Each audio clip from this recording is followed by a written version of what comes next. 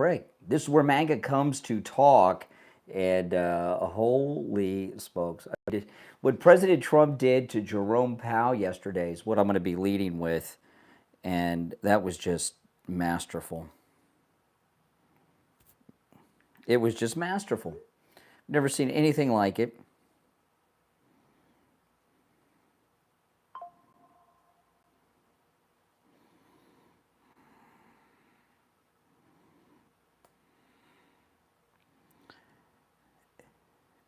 It really shows. I mean, that was the smartest, most brilliant presidential moment that I've ever seen.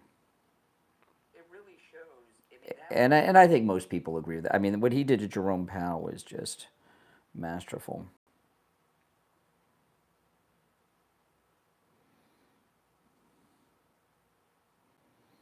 And today is also open phones, right? Oh, yeah. It's Friday already. Holy smokes. It is Open MAGA Mic Friday.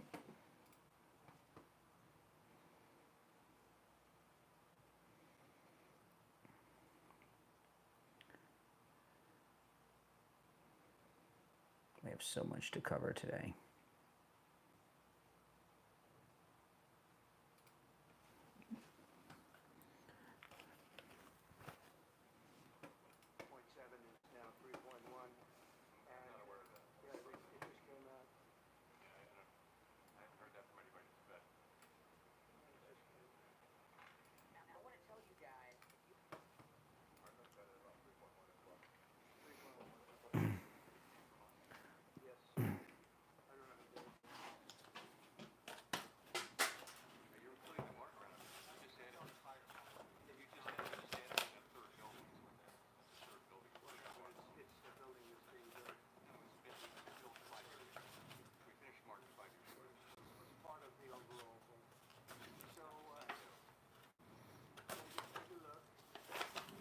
Oh.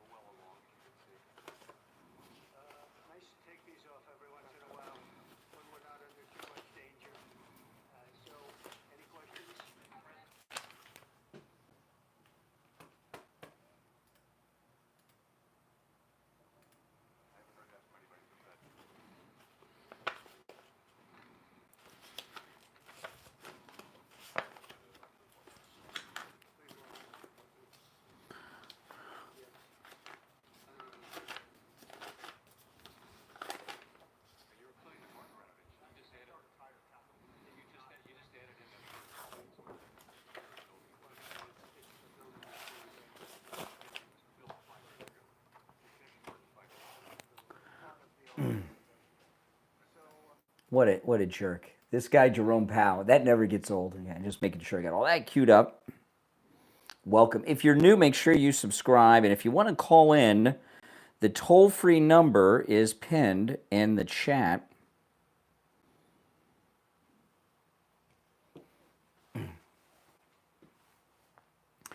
And we'll be starting in about 6 minutes. Oh, my goodness. What he did, I have never seen any president show the masterful brilliance that President Trump showed yesterday. In fact, out of everything that he has ever done, all these, calling people out publicly, what he did to Jerome Powell yesterday was the most brilliant, amazing, clever slam dunk ever. I mean, who could have envisioned something like that? It's amazing. If you're new, make sure you subscribe. My name is Brian. This is where MAGA comes to talk. I'll be live on the air in about 5 minutes. Now, if you're watching with the green screen behind me, you'll get to hear me and the callers. But you won't be able to hear or see the audio sound bites or articles I cover. I'll start my other stream right before the show starts. And if you go to that other stream, you'll get to see and hear all the audio sound bites and everything. Oh, man.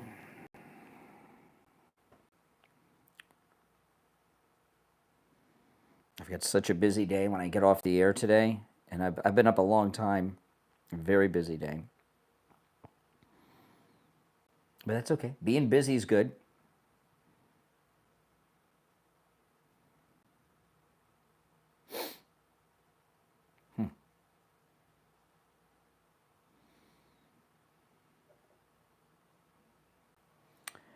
Okay. We got about 4 minutes and we'll be live. I know. Was that not incredible? It was incredible. President Trump took that jerk who hates Trump like nobody else and just totally exposed him.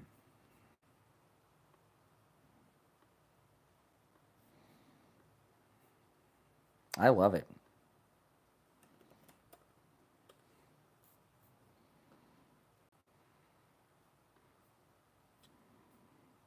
It does not get better than that.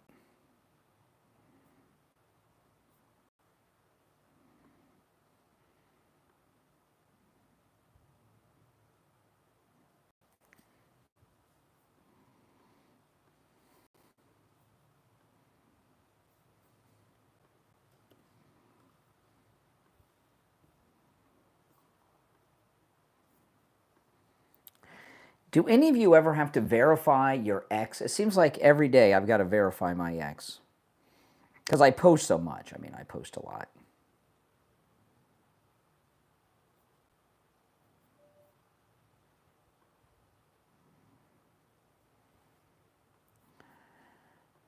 I mean, I post more than most people on X. All my show prep is there.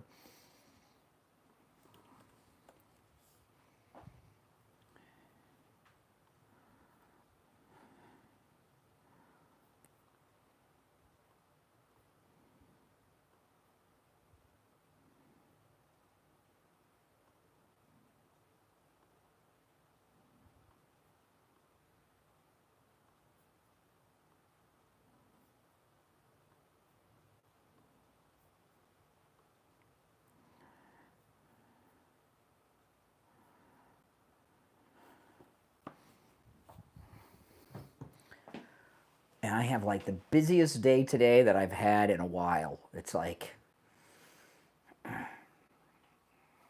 I got up at 1:45 this morning and did a whole bunch of my office work. You know, a lot of work goes into the behind the scenes of a radio show and everything. So I got up about 1:45. I got out of bed today, did my show prep, did like all my paperwork stuff that I could get done. Started that at like 4 a.m. If you're on hold, stand by. We'll get to some calls after we start the show.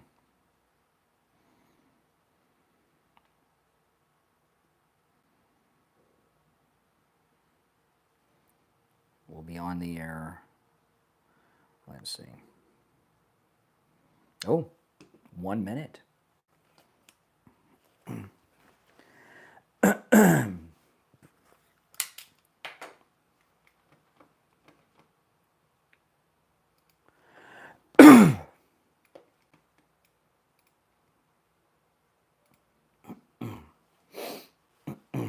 Less than a minute, we'll be live.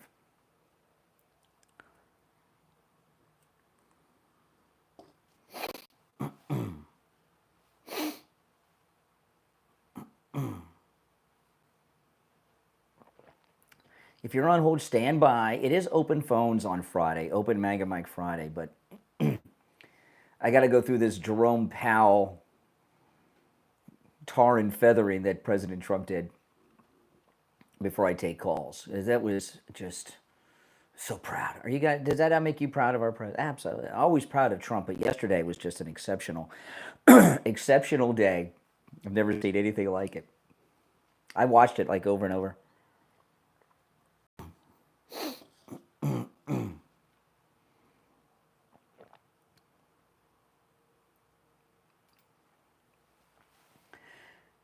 Welcome to the program, everyone. My name is Brian Craig. This is where MAGA comes to talk. Florida's longest running radio show, The Steve Kane Show, on the radio since 1977, celebrating 48 years on the radio. Oh, man. That tar and feathering that President Trump did with this idiot, Jerome Powell, at the Fed yesterday was one of the most brilliant moments in presidential history, not just Trump history, presidential history. And, President Trump,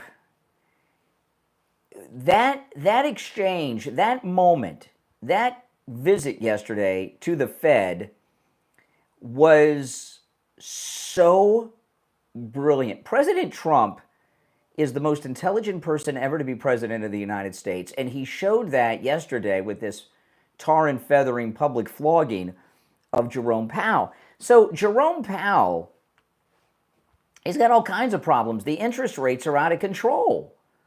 President Trump's been talking about this. My wife and I, we were going to buy a new house a couple years ago, right? We're empty nesters now. We wanted to buy a new house. There were a couple of reasons we didn't. The HOAs up there. You guys in St. Lucie County, what's going on with 3 HOAs in a community? Oh, my goodness. But the interest rates were out of control. No way. I was going to buy a house with those loan shark interest rates that are going on. And President Trump has been talking about what an incompetent idiot Jerome Powell is for quite some time. So he took this tour of the Fed and he humiliated the guy all day long. Now, in many respects, Jerome Powell is the head of the Fed. If you're on hold, stand by. We'll get to calls in a little bit, but we got to go through this first before we go to the phones. In many ways, Jerome Powell he's in charge of the economy in so many ways. The Fed has a lot of power. Those interest rates make or break deals. If the interest rates drop down, I have my Vespa, the MAGA scooter. I saved up. I thought about buying one of those for a long time. I saved up and I went to pay cash for it. I got it a couple years ago. They gave it I had 0% interest on that. So I didn't pay cash for it. I financed it. It was 0% interest.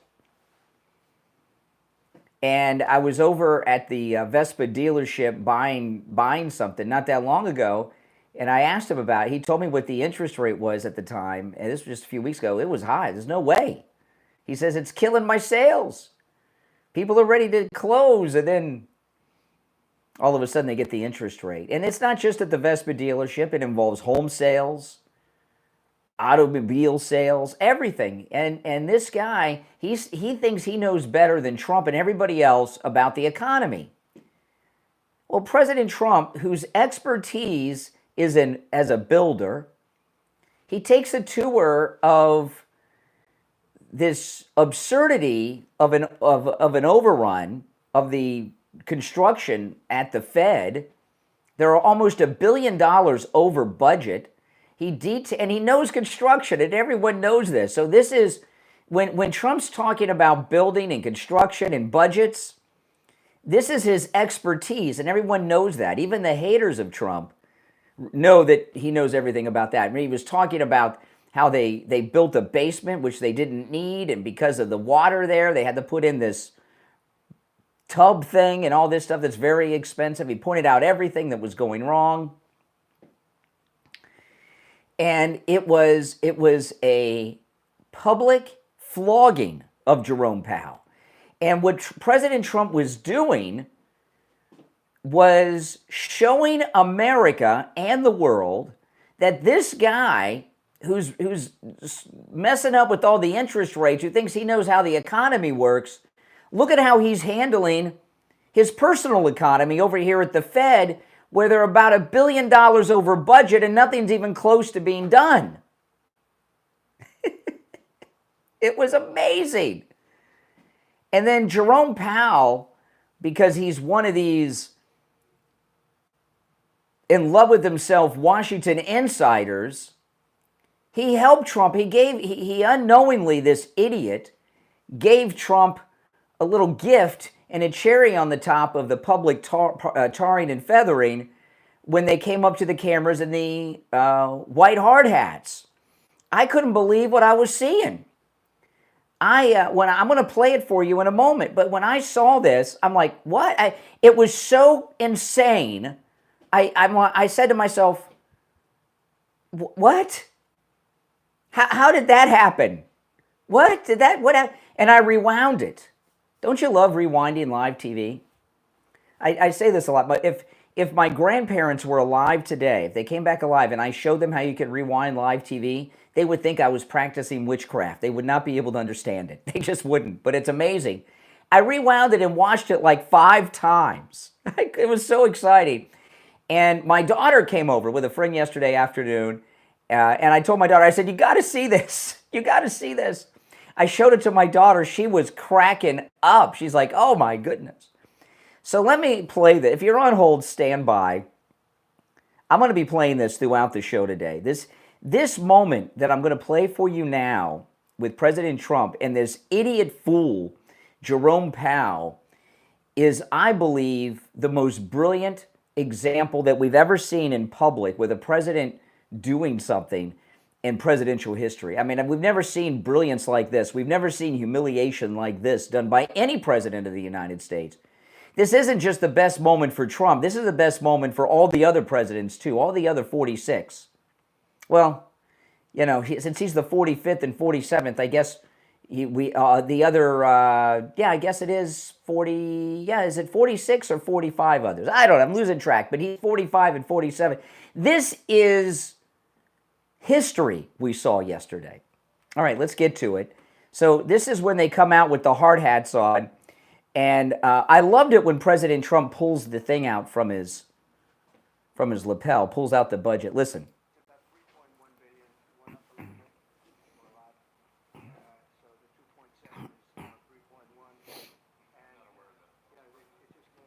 Okay, now I'll start it over, but when President Trump's talking, this idiot Jerome Powell with his grouchy face he's telling the president with his facial expressions that he's wrong and he's lying. Who does that to the president of the United States? And then he denies all of it, and then Trump goes into his lapel and pulls out all the budget and shows it to this idiot who reads it in front of the media.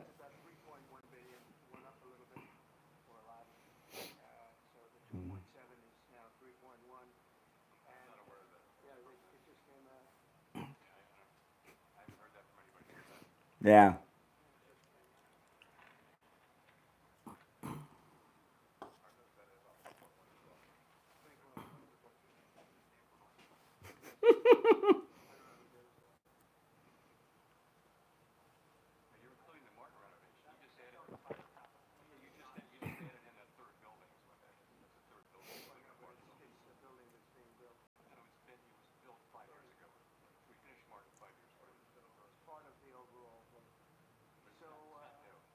Oh. So we can take a look. We can see what's happening. And it's got a long way. Do you expect any more additional cost outlays? Don't expect them. We're ready for them. We have a little bit of a reserve that will. Oh, they're $1 billion over. Finished in 2027. We're well along, as you can see. Nice to take these off every once in a while. I mean, my goodness, what an idiot. What an idiot. He's at an unfinished construction site, almost $1 billion over budget. And Jerome Powell, I think he's so arrogant, I don't think he knew he was being humiliated by President Trump. And you know, those looks of disgust on his face and everything else that Jerome Powell was doing, that's how all of Washington feel about our great president, you know. He just came out of the closet and showed what they all think. That was beautiful. And he did this for a number of reasons. He wanted to humiliate this guy who's messing up the economy of the entire planet with his interest rates. But also, he's about to name his replacement for this idiot, Jerome Powell. So after this, whoever he picks, who I kind of like the Treasury Secretary, our openly gay Treasury Secretary, maybe it'll be him. But whoever he picks, he's going to have everyone behind him supporting it because they're seeing what a clown and a financial incompetent this guy is. Jerome Powell, what an idiot. Now, today is Friday. I can't believe it's Friday already. And of course, on Friday's program, it is Open Phones on Friday. We call it Open MAGA Mike Friday. And on Open MAGA Mike Friday, you can call in about any and everything on your mind. But I would hope you'd have some comment on this, because this is beautiful. Our number is toll free. It never gets old, does it? The last time I saw something this, I'm trying to think. I don't know. When was the last time I saw something so funny that I wanted to watch over and over again? I have to think about it. Oh, man. Our number is toll free, 1-888-465-2631. 888-465-2631. A toll free call no matter where you are tuned in at. Now, I want to talk about the free doorbell camera offer from Sloman's. And I just want to tell you guys, the doorbell camera from Sloman's is an absolutely amazing thing to have. And you can get one with the installation of your Sloman Shield. It connects directly to your cell phone.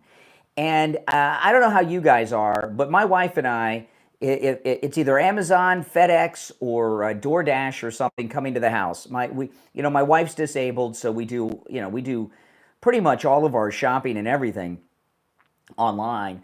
And we get that notification when they get to the door, and we know who is there, so we can open the door for the right people, and not for those door-to-door salesmen that don't, all the solicitors that can't read all the no soliciting signs in the community and in front of my house.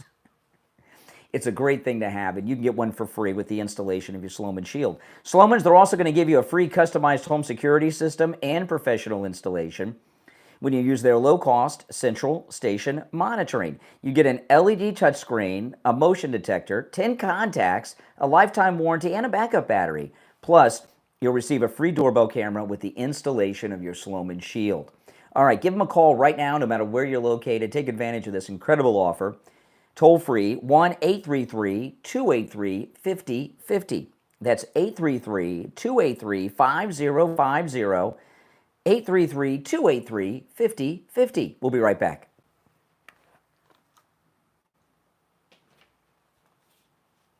Oh, man. If you're on hold, stand by. I'll get to the calls after the break.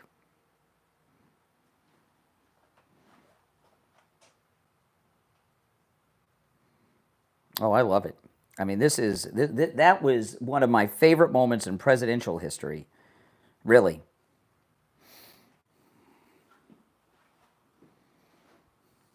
Oh, no. Without question. Without question. Now. Okay.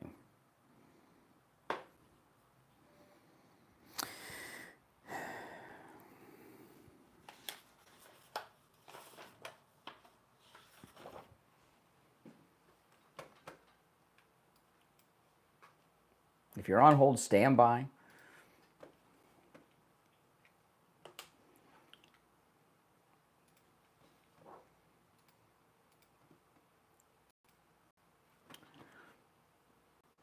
Now, if you are a Medicare recipient, if you're over 65 or turning 65, give Chapter a call. You know, there's over 24,000 Medicare plans, and Chapter has access to all of them.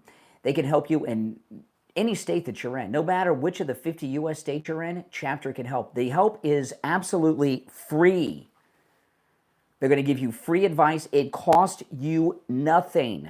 No pressure, no fees, no salesmanship, just expert guidance about your Medicare. You can save thousands of dollars a year by calling Chapter. The number's on the screen. Give them a call, and they'll go over everything. Make sure your doctors are covered. Make sure your prescriptions are covered. Make sure if you have a supplement, you got the right supplement. You're not paying too much for it. Give them a call. Again, whether you're a Medicare recipient now or will be in the future, give them a call. 805-754-3033. That's 805-754-3033 for Chapter. The number's also in the description of the video. If you missed the number, give them a call.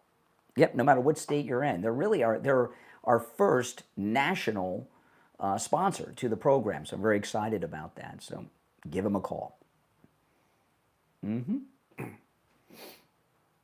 Oh, this is a great time, people. Just a great time.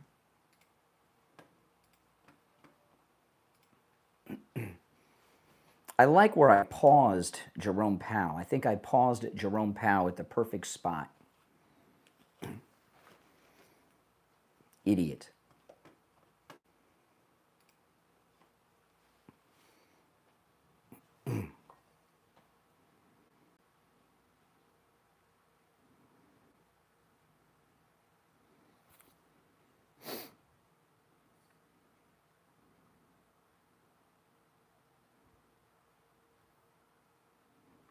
All right, about 30 seconds, we'll be back.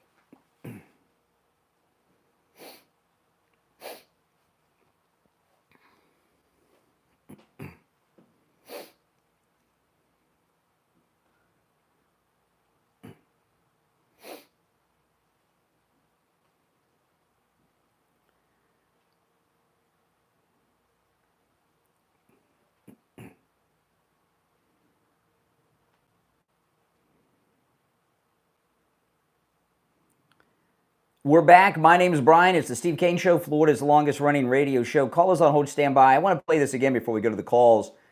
The tarring and feathering and the brilliance of Donald Trump with this incompetent Jerome Powell, who's messing up the whole economy, and he's about $1 billion over budget on this. This is like the big dig that they used to have in Boston. Does anyone remember the big dig in Boston? Or that Governor Newsom, that high-speed train that they've spent all that money on and they haven't built the track?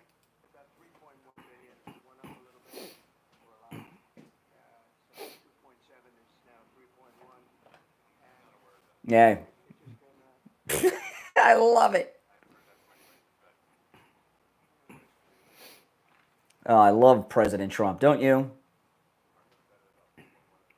Senator Scott, yep.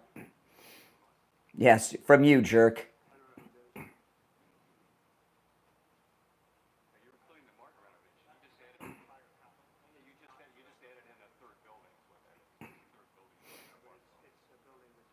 It's part of the project.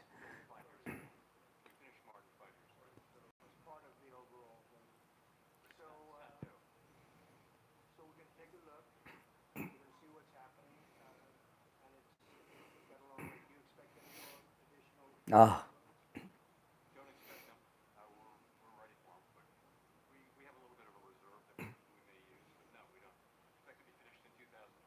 Mm-hmm. Nice to take these off every once in a while when we're not under too much danger. So, any questions? Oh, yeah. Oh, man. Jerome Powell. Is that not the best? Is that not the best? I love it. All right, let's take some of these calls. You're on the air. What's your name? Where are you calling from? Hey, Steve, Florida. All right, speak up, Steve, from Florida. So I'm calling about the last couple of days watching, listening to your show and these liberals calling in and, insulting you. And I mean, these people they're unhinged. They're just I can't understand. They have nothing intelligent to say whatsoever. They're losing big time. Trump is winning every day. It's driving them crazy, and they can't handle it. Mm-hmm. I mean, this is a party that they believe in, burning down police stations, shooting policemen, shooting our president, putting tampons in the boys' room. Yes. Yeah. How could you say and feel good, look yourself in the mirror and say that I'm a Democrat? Yeah. You should be ashamed of yourself. Yeah.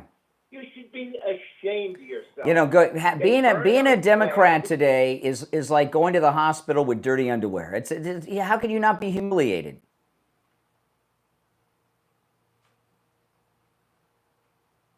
Oh, I lost you. They got to Steve from Florida. The line went dead. Oh, my goodness. I feel like Henry Fonda in Failsafe. You're on the air. What's your name? Where are you calling from? You're on the air. Once, twice. Oh, I don't know. Maybe we got some phone issues. You're on the air. What's your name? Where are you calling from? Hey, it's Jerome from California. How's it going, Steve? It's Brian. Oh, Brian, yeah, Steve was the last guy you were talking to. That's right. Mm-hmm. Yeah, Steve from Florida. Yeah, just wanted to talk and talk to you and the boomers in your audience that say good morning 30 times in the web chat, the usual stuff. But what's going on with Powell? Why are you so upset? I thought we were talking about Tulsi, and I thought she was bringing forth like this huge expose that you're now not talking about. Well, it is Friday. I've been talking about it for 6 days. And she's brought a lot, and she brought everything.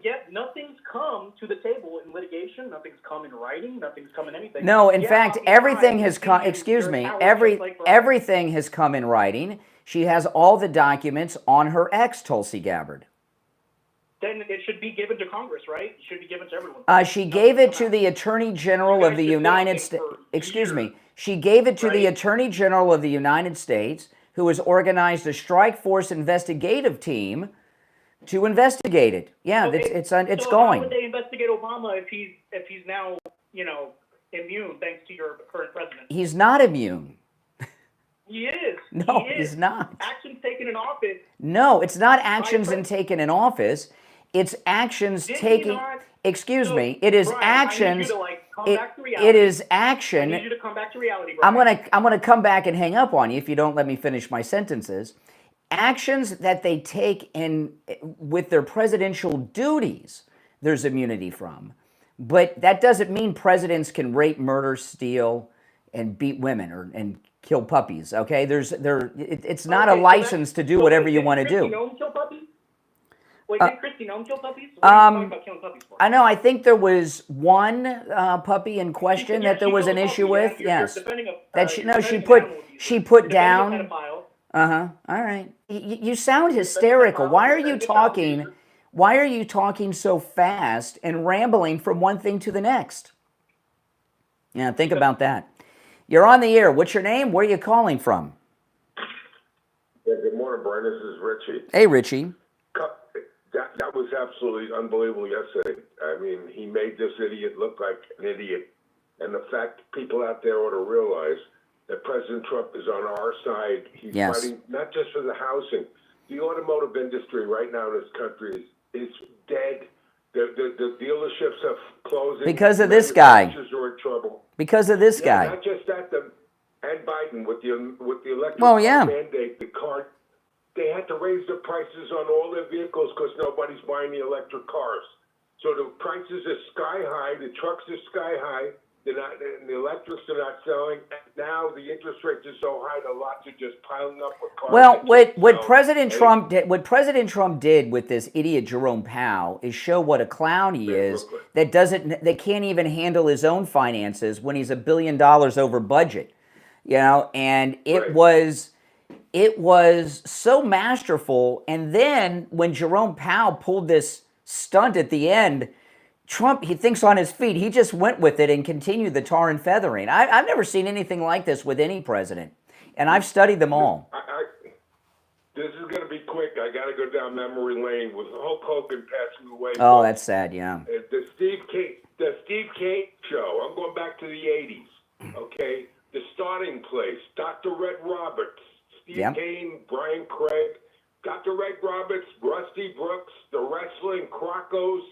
I mean, you guys, people don't realize the different. A lot of people. What Richie's throwing out.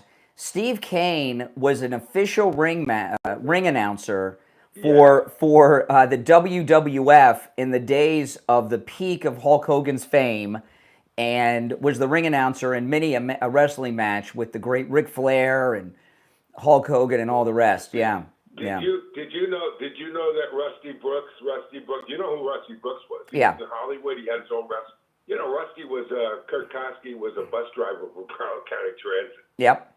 I didn't know that. I did not know that, no. Oh, yeah?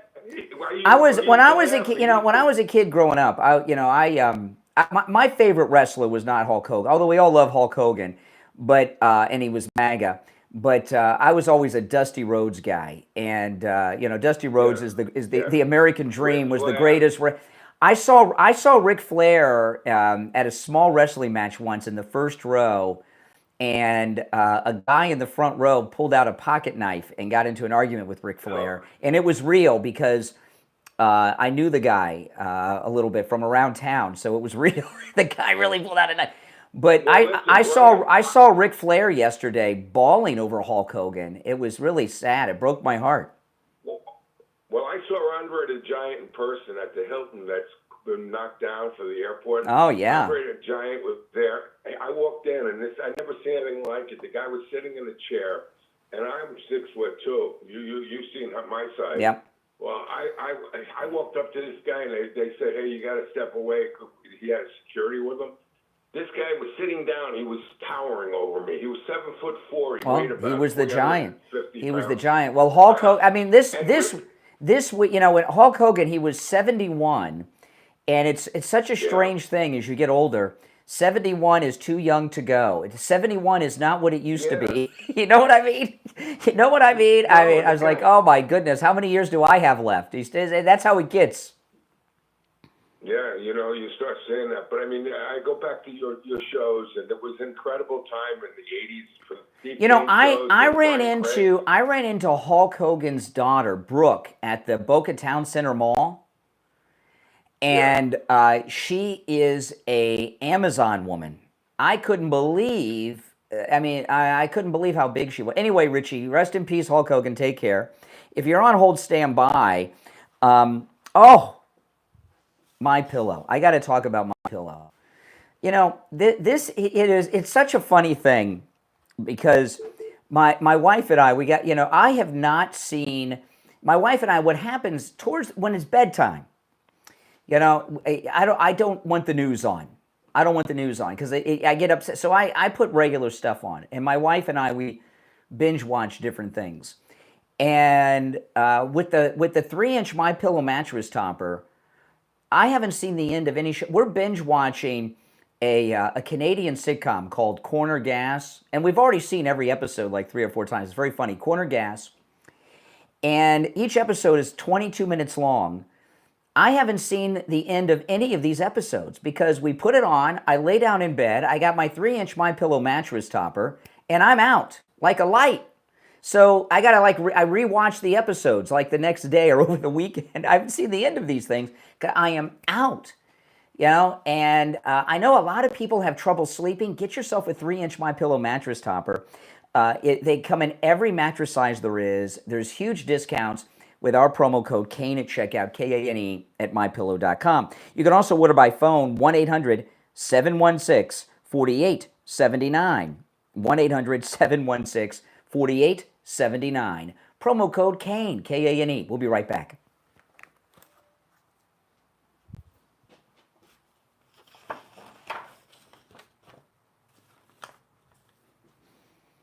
Oh, yeah, it's pretty awesome. Let me play this again while we're in break. 3.1 billion, went up a little bit for a lot. So the 2.7 is now 3.1. And yeah, it just came out. I haven't heard that from anybody from the Fed.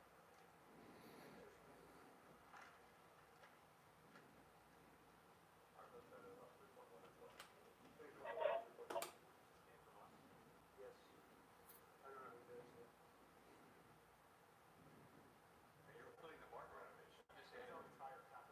Oh, I love it. This does not get old, does it?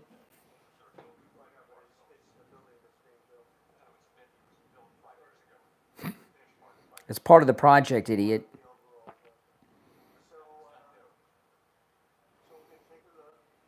We're going to see what's happening. And it's got a long way. Do you expect any more additional cost overruns? Don't expect them. We're ready for them, but we have a little bit of a reserve that we may use. Now we don't expect to finish in 2027.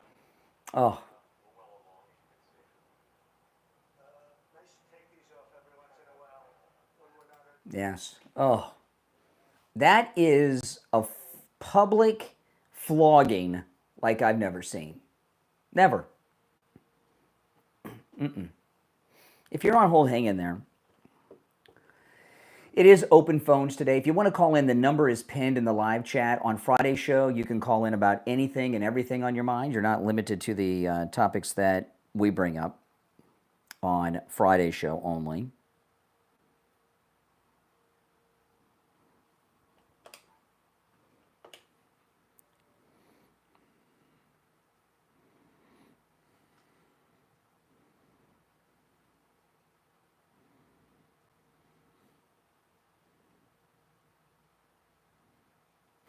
It's what an idiot. Do you think Jerome Powell knows he was humiliated now, or is he so arrogant he doesn't realize it? That's the question, right?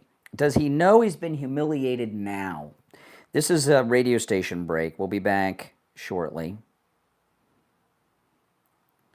in a little more than a minute.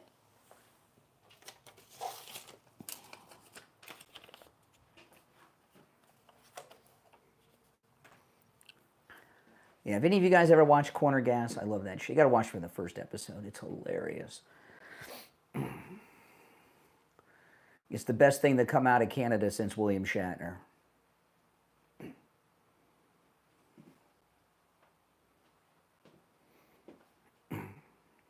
Yep, if you're on hold, stand by. I'll go back to the phones.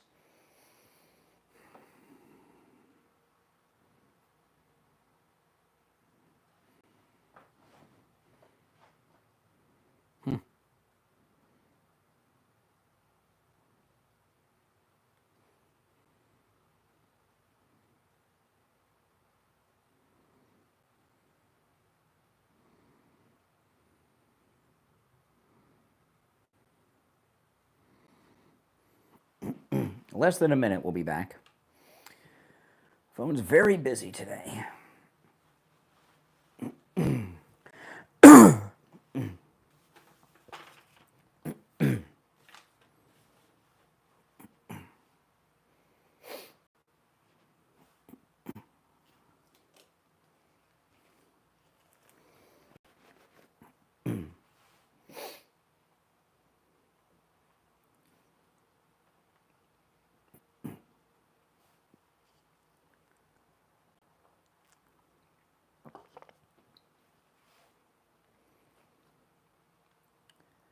We're back, and what a great day. 35 minutes after the hour. It is Friday already. I can't believe it. We're talking about this tar and feathering that President Trump did of Jerome Powell yesterday. It never gets old. I love it.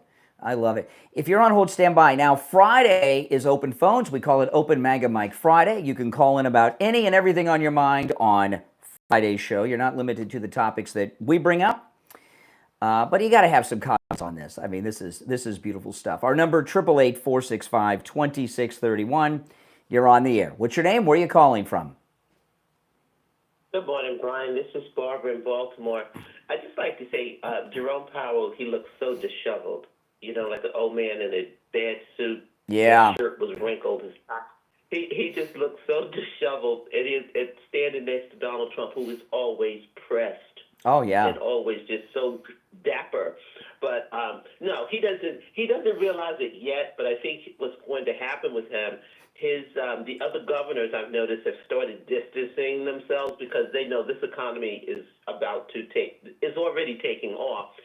And he is really just being a stick in the mud. I think that is becoming obvious to everyone because lower interest rates would help the cars, homes, everything. Barbara, exactly. You know, if the interest rates go down, I bought a new car last year. I might trade it in on a new American car if the interest rates drop right to a good level. But you know, what President Trump did was take this guy who's wrecking our economy with high interest rates, walked him through his own financial disaster that's about $1 billion over budget, and exposed how this guy knows nothing about money or the economy or basic economics live on television, and he's so arrogant, he didn't even know he was being humiliated. That whole thing was planned. Now, at the end, Jerome Powell, he screwed up by challenging Trump at the end and all that. That was the cherry on the top. But even if he didn't do that, the tour would have been humiliating in itself.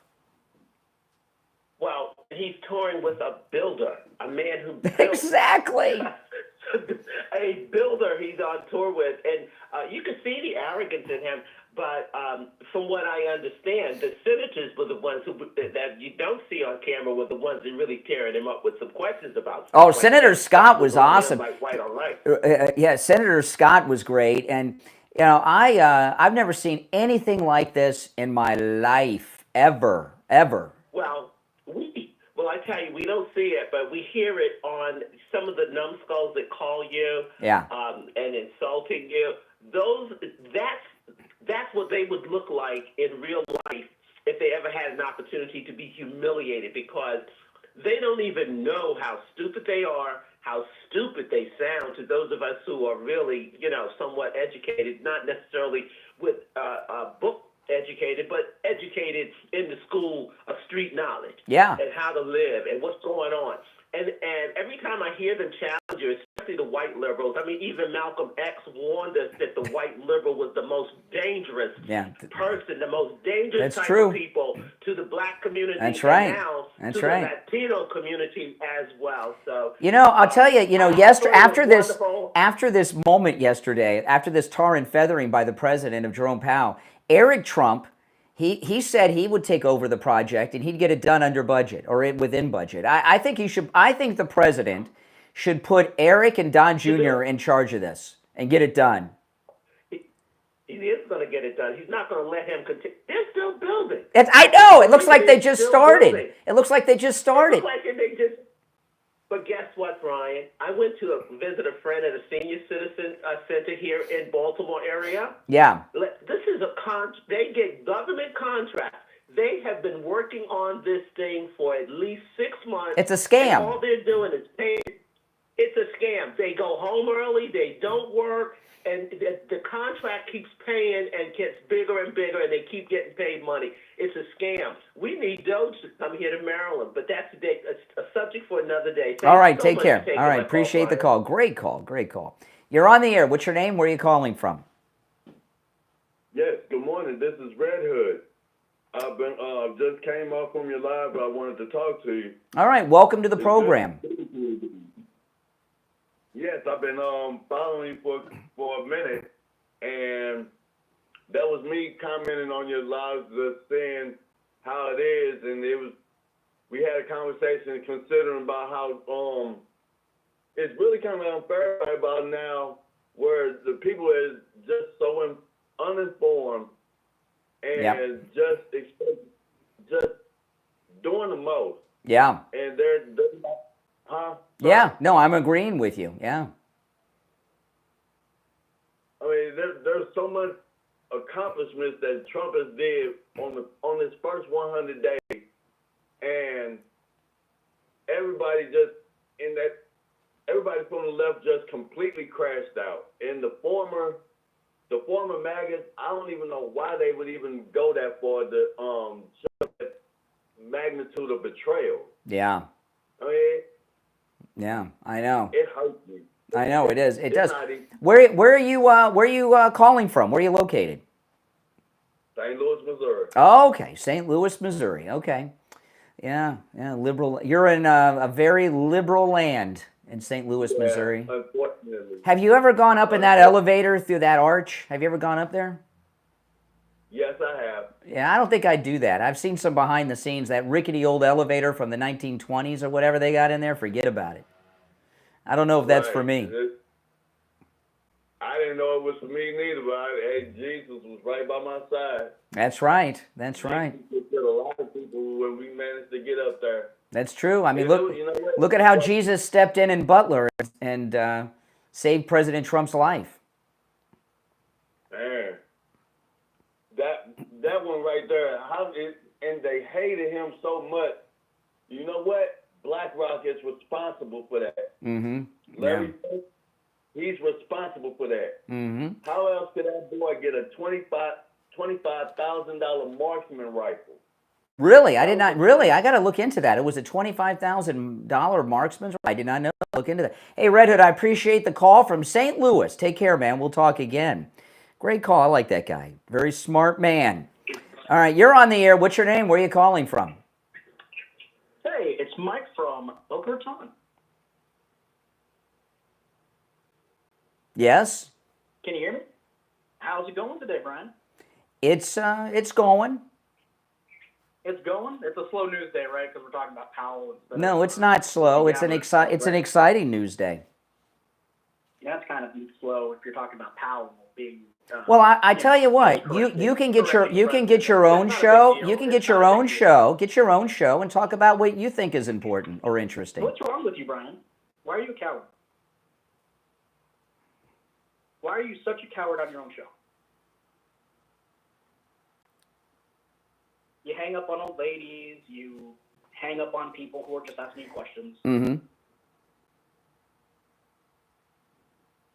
I mean, why don't you just tell me that it's Jerome calling back? Why are you trying to be somebody else from somewhere else?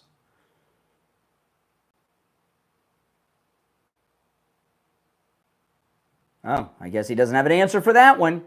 All right. I'll take one more. I probably shouldn't, but I will. You're on the air. What's your name? Where are you calling from? You talking to me, mister? I am, for now. Howdy. My name's Ben. I'm from Nebraska. Okay. I've been waiting to get online. Nice to talk to you, Brian. Uh-huh. What's on your mind? I got a question. Oh, here we go. Do Yeah. you truly think that Trump has America's best interest in mind? Of course. Of course. That's awesome. He's trying to walk. How do you respond to He's going to walk me down the garden path. Yeah. Yeah. You respond to the idea that Trump's big, beautiful bill is going to cut off Medicaid for many Americans, resulting in the projected death of about 50,000 Americans a year. Oh, I want. What's the capital of Nebraska? It's Lincoln. You sure about that?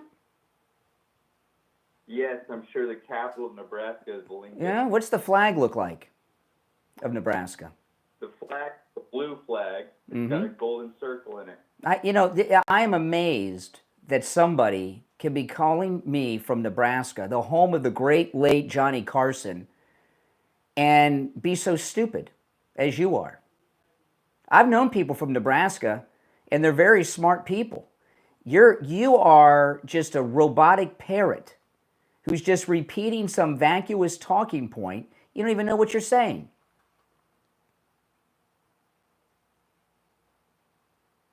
Hello, did the mic go out? Or just your brain? All right, that's what I thought. All right, we'll take our last break of the first hour and be back.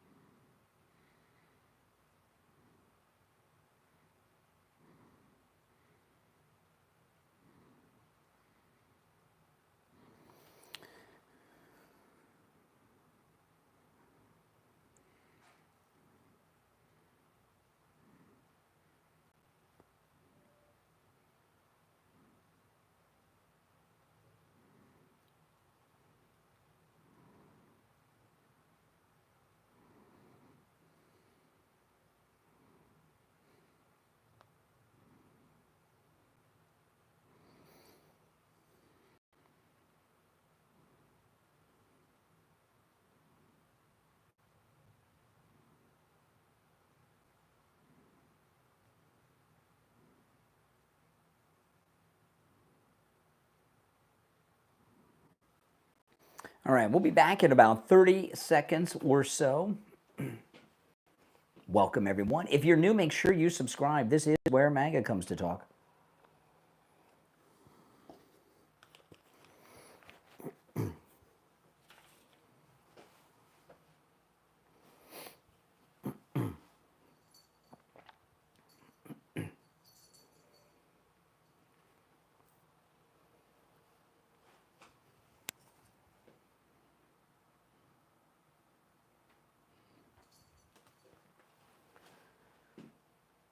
All right, we're back. Callers on hold, stand by. We're talking about the tar and feathering of Jerome Powell. I'll play that audio a few times today.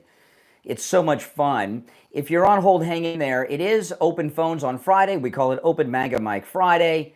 Any and everything on your mind is fair game on Friday's show. Our number toll free, no matter where you're tuned into us from, is 888-465-2631. You're on the air. What's your name? Where are you calling from? This is Mike from Louisiana. Hey, Mike. Yeah.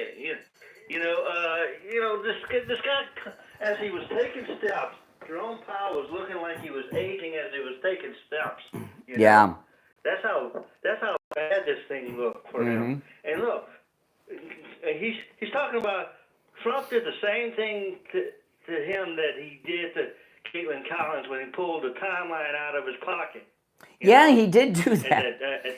If you ever go to a comedy show, you don't want to heckle the comedian unless it's Michael Richards on stage. He's not good at it. But the comedian always wins. You can't go up against Trump. Trump, he knew what he was doing every step of the way.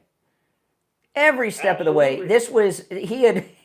I would have given anything to be in The Beast with the president after this, when the high fives were happening. I could only imagine. It was like, he must have been saying, I was humiliating this guy, and then he pulled this stunt at the end that made it even worse for himself. It was beautiful.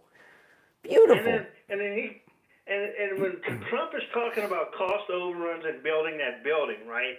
He should know about cost overruns. Remember the whole story about that skating rink in New York City that languished for several years because of cost overruns. That's right. That's right. Well, Mike, it's good to hear from you. What an exciting thing to celebrate on Friday. We're having a good time here. Oh, man. All right. I'm starting to lose track of what order you guys called in on, so I'm doing my best. You're on the air. What's your name? Where are you calling from? I guess it's me. Yes. It's Maddie from Sunrise. Hey, Maddie. Hi. I'm just watching the president and Jerome Powell, and I'll tell you, I'm 84 years old. I could beat him up. I'd like to beat him up. Nah, you wouldn't want to beat anybody up. It's better to fillet them with words like President Trump did. What President Trump did was the most humiliating thing I've ever seen a president of the United States do to an adversary. I mean, have you ever seen a president do something like that, humiliate someone to that degree? Never. Never. But the only thing is, this man is very arrogant, and do you think he's going to lower the rate? I don't know. I don't trust him because he lowered the rate for Biden. No, he's not. No, because if he does it now, it'll look like he's doing it for Trump. Yeah, you're right. I'm glad Trump did that. I mean, the difference in the look of them, I'm looking at them now, and Trump is so big, so handsome, so great, with a lot of confidence, and this guy's a real putz. Yeah, he is. And well, after Jerome Powell pulled this stunt, I saw those expressions on his face when the president was talking. I knew it was going to get good, but the president's trying not to crack up. He's trying not to lose it. He's trying to keep a straight face. I mean, this is, and I was watching this on Right Side Broadcasting, and when the President Trump, after Jerome Powell pulled this stunt, he cut away the president because he knows about comedic timing. So he knew what had just happened. So boom, he ended it and then moved on to the next thing because they go back to they go back to the studio, and the guy on Right Side Broadcasting was like, he was speechless. He's like, what do I say here? I mean, I've never seen such a curmudgeon, he said. It was hilarious. I know, it was great. Well, anyway, have a great day, Brian. All right, take care. The only thing that made me laugh this hard that I could think of was that Korean air crash thing out in California years ago, when that newscast got Baba Booeyed. Remember that? Oh my goodness. You're on the air. What's your name? Where are you calling from? These nuts in your mouth. Okay, that's nice. Isn't that nice? It's an oldie but a goodie, but still we got to use the dump button on that one. Oh my goodness. If you're on hold, stand by while we're waiting for the delay to re-engage. It gives me a perfect opportunity to talk about Friendly Tire in Margate. You know, I was talking to Friendly Mike at Friendly Tire in Margate yesterday, and we were talking about tire repairs.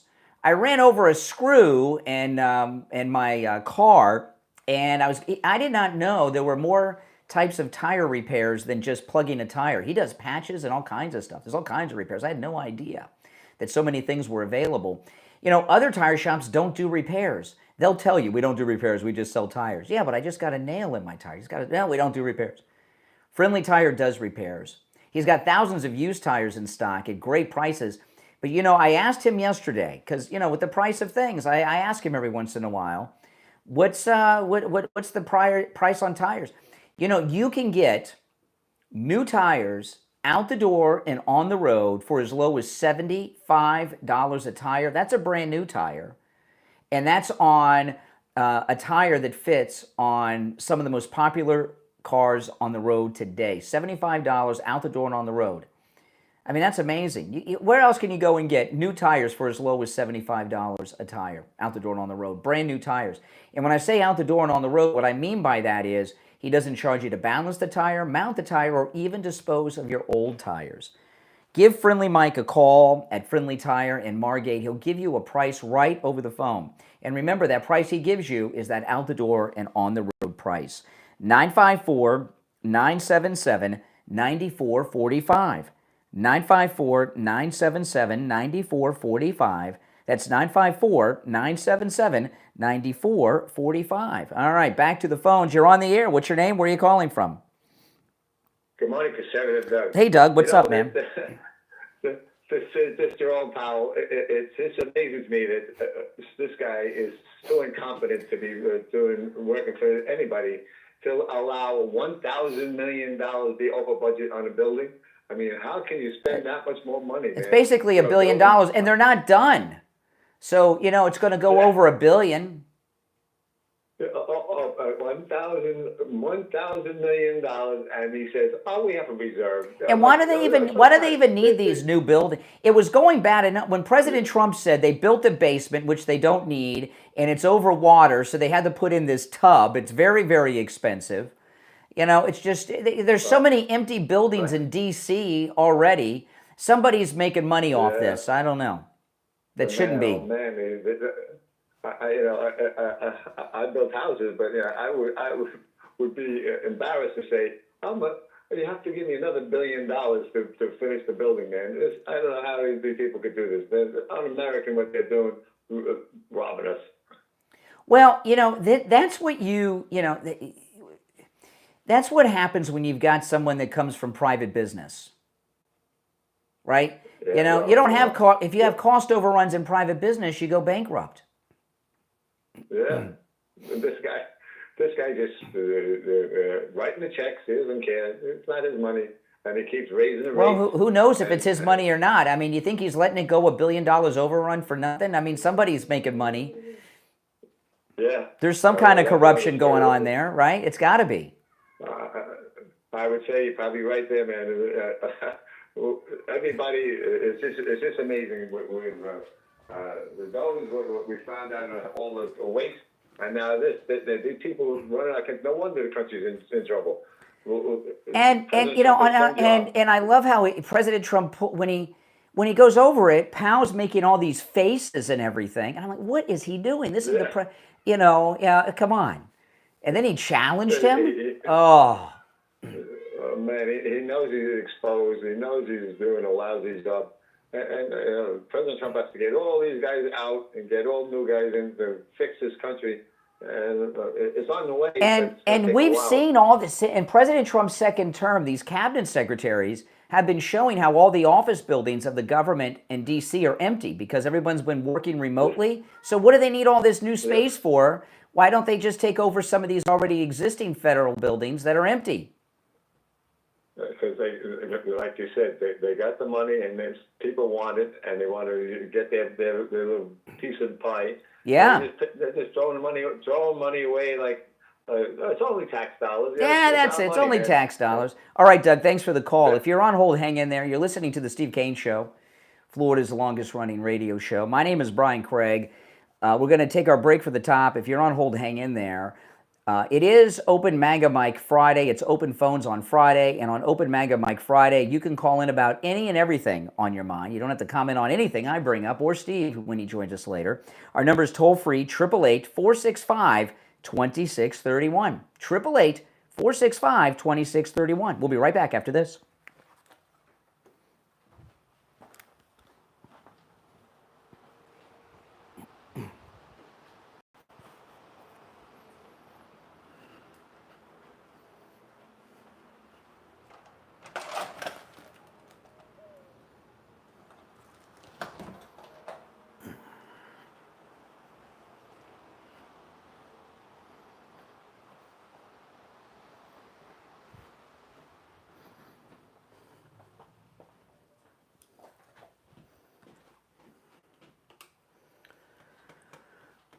Right.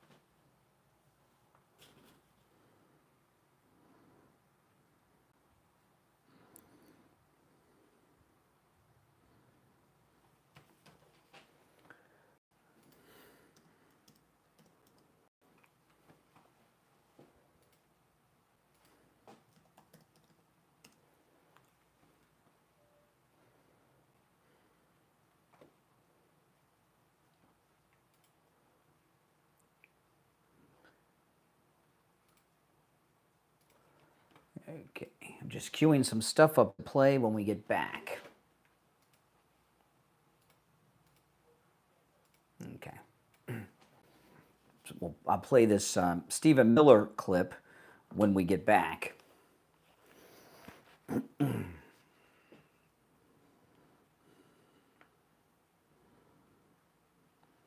Okay.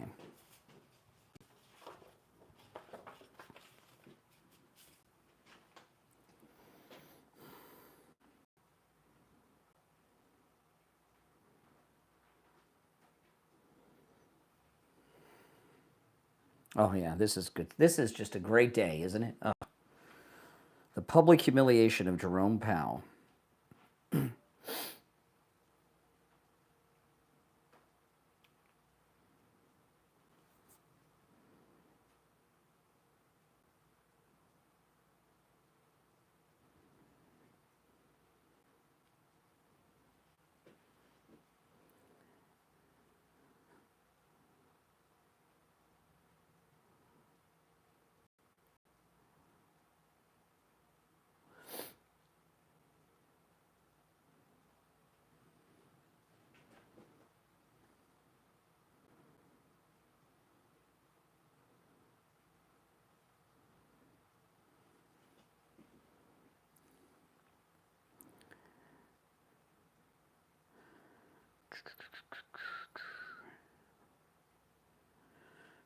We'll be back in 1 minute, guys. 1 minute. Yeah, tar and feather's the best descriptor. No question about it.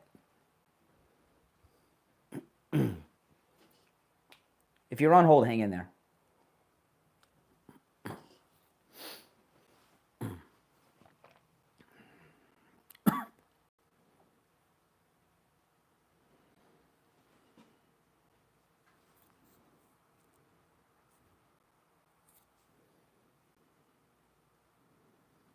We got about 30 seconds and we'll be back.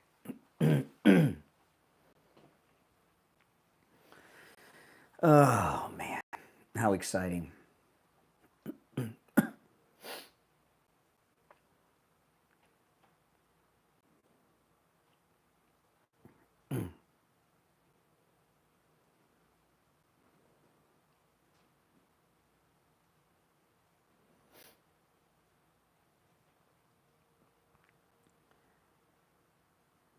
Welcome back, one and all. I'm Brian. It's the Steve Kane Show, Florida's longest running radio show. Hour number 2 has begun. Call us on hold. You stand by. We've been talking in the first hour about the tar and feathering that our favorite president, Donald Trump, gave to Jerome Powell. And I've got some more things to cover. But first, I want to talk about Coastal Weight Loss Secret. You know, I'm wearing an Alligator Alcatraz t-shirt right now. And this is one of the new t-shirts that my wife bought me. My wife buys all my clothes, guys. Don't your guys' wives do? I don't know what sizes I wear or anything. I don't know what size shoes I wear, underwear I wear, nothing. My wife buys it all. But this Alligator Alcatraz shirt I'm wearing is one of the new shirts that my wife has gotten for me since I've had all this weight loss. And I am just so much smaller than I used to be. I'm wearing shirts that are much smaller. And because I lost, remember, with no exercise, eating foods I would normally eat, no prescription medications like Ozempic, I lost my belly. I've got a flat stomach now. And because, you know, I had a little bit of a belly before, I had to get t-shirts that were really kind of too big everywhere else but the belly. And it's nice just looking down and having a flat stomach and a t-shirt that fits right. It's a form-fitting t-shirt, this Alligator Alcatraz shirt I'm wearing. Thank you to Coastal Weight Loss Secret. You can do the same thing, okay? Lose weight. No matter if you want to lose less, maybe you want to lose 20 pounds, 100 pounds, 400 pounds, 200 pounds, whatever it is, give Coastal Weight Loss Secret a call. I'm going to give you the number.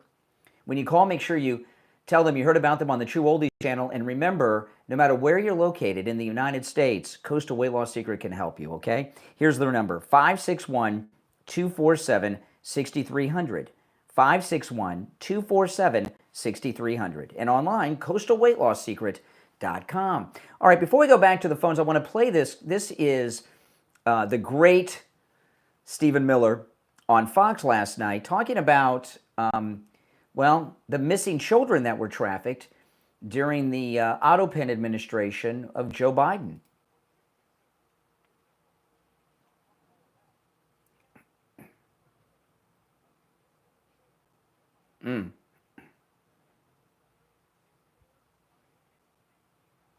Wow. Almost 500,000.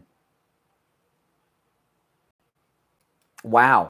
Almost 500,000 children trafficked during the Biden regime across our border. That's a national embarrassment, but President Trump's correcting it. All right. To the phones we go. You're on the air. What's your name? Where are you calling from? Hey, it's Mark Randolph. How you doing today, Brian? All right, Mark. Hey, I got a quick question. Is how masculine Trump makes you feel, does it call into question your own masculinity? Because you talk about him kind of homoerotically, like how masculine he is, how smart he is, men want to be him, women want to be with him. I mean, it's kind of homoerotic. I mean, he talks to you like you're stupid, but you still, like, capitulate everything he says. He doesn't lie, and he's so smart. Yet, I mean, just this week he had a news conference where he said that he doesn't want to lower drug prices by 60 or 70. He wants to lower them by 1,000. Does he not know how basic math works? You can't do that. So the drug companies are going to pay us to take the drugs? Is that how that works? Did anyone tell him how basic arithmetic works? You can lower prices by 100%, but you can't go below that. You can raise prices thousands of percent, absolutely going up, but going down, it doesn't work that way. So when he talks to you like you're stupid, you just accept it? Well, I'll explain about the drug prices. And you obviously have not read The Art of the Deal, okay, which I've read more than once. And if you were to read The Art of the Deal, and then you would follow Trump and everything he does, and every deal he makes, every deal, he always asks for many times what he really wants, right? So the reason he does that is what? Why do you think that? He always asks for a lot more than he wants. Why do you think he does that? I know you're going to say, so when he gets them to lower it by 70, he still wins. Correct. That's why. And so far as the prescription drugs, since you're upset, you have issues with stupid people, so you're obviously highly intelligent and informed. You're well aware that in the United States we pay more for prescription medications than the rest of the planet because we're paying for all of their prescriptions too, right? So what President Trump wants to do, so what President Trump wants to do, except for the third world countries, like first world countries, Europe, Canada, Japan, and Australia, he wants to require pharmaceutical companies to charge them the same price they charge us for prescription medications. As a smart, informed, non-stupid man, you're aware of this. Hey, listen, I appreciate the call. Think about all of that, right? Since you're so smart and not stupid. You're on the air. What's your name? Where are you calling from? Shelly Babes, North Carolina. Hey, Shelly. Hey, but just watched that. It was hilarious. Oh, Jerome Powell and the president? Oh, yeah. Isn't he great? Oh, I am not a morning person, and you won't see me smiling a lot. I can tell you're not a morning person. That's okay. Yeah, I love Trump. He made me smile and laugh. I mean, he just told them, I would fire them all. You know, he said he would never start this project. Oh my gosh. Are you okay? Are you just having a good time, or you still got some booze in you from last night? You sound, I don't know if you're just drunk on happiness of Trump's humiliation and tarring and feathering of Jerome Powell, or if you still have some alcohol in your system. I can't tell which is it. No, I'm sober. Okay. I get happy when Trump, when he totally annihilates these elite communist war pigs. When he just annihilates them and humiliates them, it gives me pure joy. They deserve it, and he needs to do it more. And Brian, I really love and appreciate your show, and I can't believe you tolerate these dingleberries that call you up, but I love the way you handle them. Well, thank you. You surely put them in their place. Well, take care. All right, take care and get some sleep. Don't sleep till after 9 o'clock. Don't do anything till after 9 a.m. That's when the show goes off the air, okay? All right, it's just an hour and 49 minutes left. An hour and 49 minutes, then you guys can get on with your life. All right, you're on the air. What's your name? Where are you calling from? Yeah, it was this is Dave from Detroit, and it was nice of Speaker Johnson to shut down the House because he didn't like the narrative of the scandal, and so they're shut down for a whole month. Are you proud of that, aren't you? You want the government shut down as much as possible because when the government's open, they're messing with our lives. They're passing laws, rules, and regulations limiting our freedom. Why do you want the government open all the time, passing laws? Oh, so Trump is part of the government, so he is screwing our lives. No, he's not part of the legislative branch. The legislative branch, when they're in session, all they do is pass laws. You said government. Well, I'll be more specific. I'm talking about the legislative branches of government. You know, like in Texas, I think their legislature only gets together like every couple of years. They don't even have a yearly session, I don't think. So the Republican Mike Johnson-led legislation is screwing America. No, but the government. But when you're any legislative, listen, you're not going to do what I do. You're not. I know you're trying to walk me down some garden path. If you had half a brain cell, you'd live in a nice city, not Detroit. Okay, but no, when the legislative branches are in session, all they do is legislate. So you don't want them legislating all the time. Every time there's a law passed, you're losing some liberty. All right, appreciate the call, Detroit. You're on the air. What's your name? Where are you calling from? You're on the air. Once, twice. All right, you missed your chance. You're on the air. What's your name? Where are you calling from? Lee from Virginia. Hey, Virginia. No, I have just two things to say. Republicans need to keep in mind that everything Democrats are accusing us of, they have done it or are doing it themselves. That's true.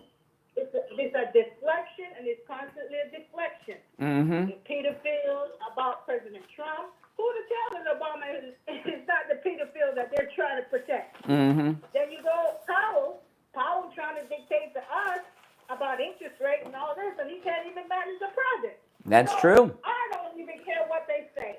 They are always deflecting, and Republicans need to understand that. Don't get overworked about stuff.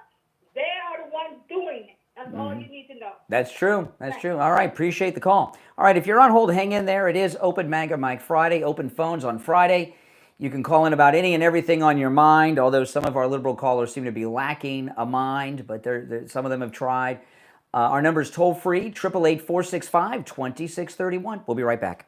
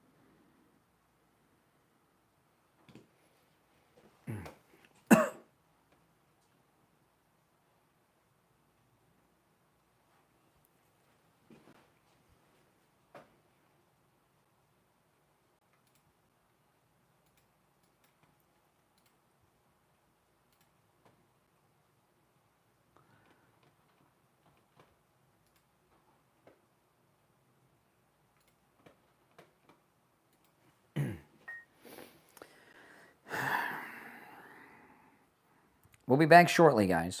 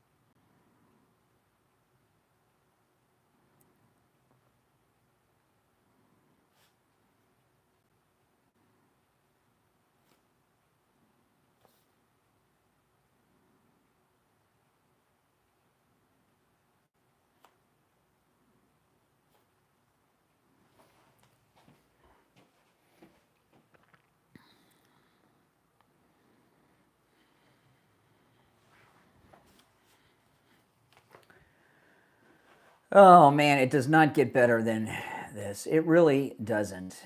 This is just one of the greatest times ever. Ever.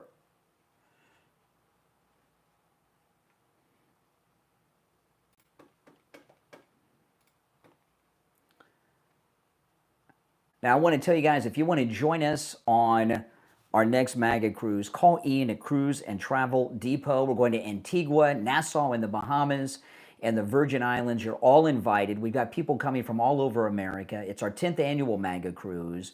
Give Ian a call, 561-244-5779. 561-244-5779. We've got incredible deals on our cabins. If you go with us, you will be paying less than anyone else on the ship. But those cabins are going to be running out. We grabbed a whole bunch of them and they're selling out. And once they're gone, theirs are gone. So give Ian a call. Join us. We have dinner together every night, all kinds of great onboard activities, some of the best shore excursions we've ever had. And we're working on some still I can't wait to tell you about. 561-244-5779. And in the video, you can see what a great time we always have on our cruises. So join us. The number's right there to call Ian.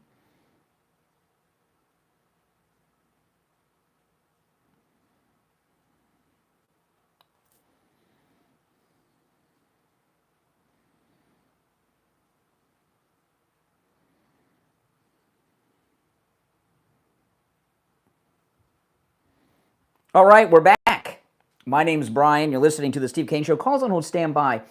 There was a story I talked about yesterday about Uber. Uber is doing this thing where women can request female drivers for their safety, right? Because so much stuff goes on, right? With, we know. I mean, it's just terrible what life must be like for a woman, right? It's just, it's not good and so dangerous. And on the face of it, that's, oh, great, they can request female drivers now. I was looking up, because, all this wokeism, there's still some of it out there. And I just Googled, what does Uber consider a woman? That's it, just a simple thing. What does Uber consider a woman? Okay, and this is what came up. Women rider preference. It's a feature that allows female and non-binary drivers and riders to indicate a preference for matching with other women. This feature is designed to enhance safety and provide more control and comfort to female and non-binary individuals within the Uber platform. For riders, female and non-binary riders can set a preference in the Uber app to be matched with female drivers. This preference can be toggled on or off and doesn't guarantee a match with a female driver, but it does increase the likelihood.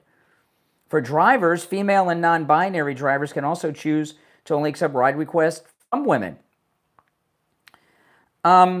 This is what I don't understand, because they're talking a lot about non-binary. What does anyone know? I don't know the answer to this. So if you know, call me. I want to hear this. What is Uber's definition of a woman? Does anyone know? Do you have to be born a woman to be a woman according to Uber? Or can like Leah Thomas be considered a woman by Uber standards? Is Caitlyn Jenner a woman by Uber standards? Or do you have to be born a woman? Does anyone know the answer to that? And it's an important question, and the answer is very important too. And I don't know. It popped in my brain. I was thinking about it. Because that doesn't really make women safer if they don't answer that question in a proper way. All right, it is Open MAGA Mike Friday, but if anybody knows the answer to that, call and let me know. 888-465-2631. You're on the air. What's your name? Where are you calling from? You're on the air. It's Jordan. I'm from Las Vegas.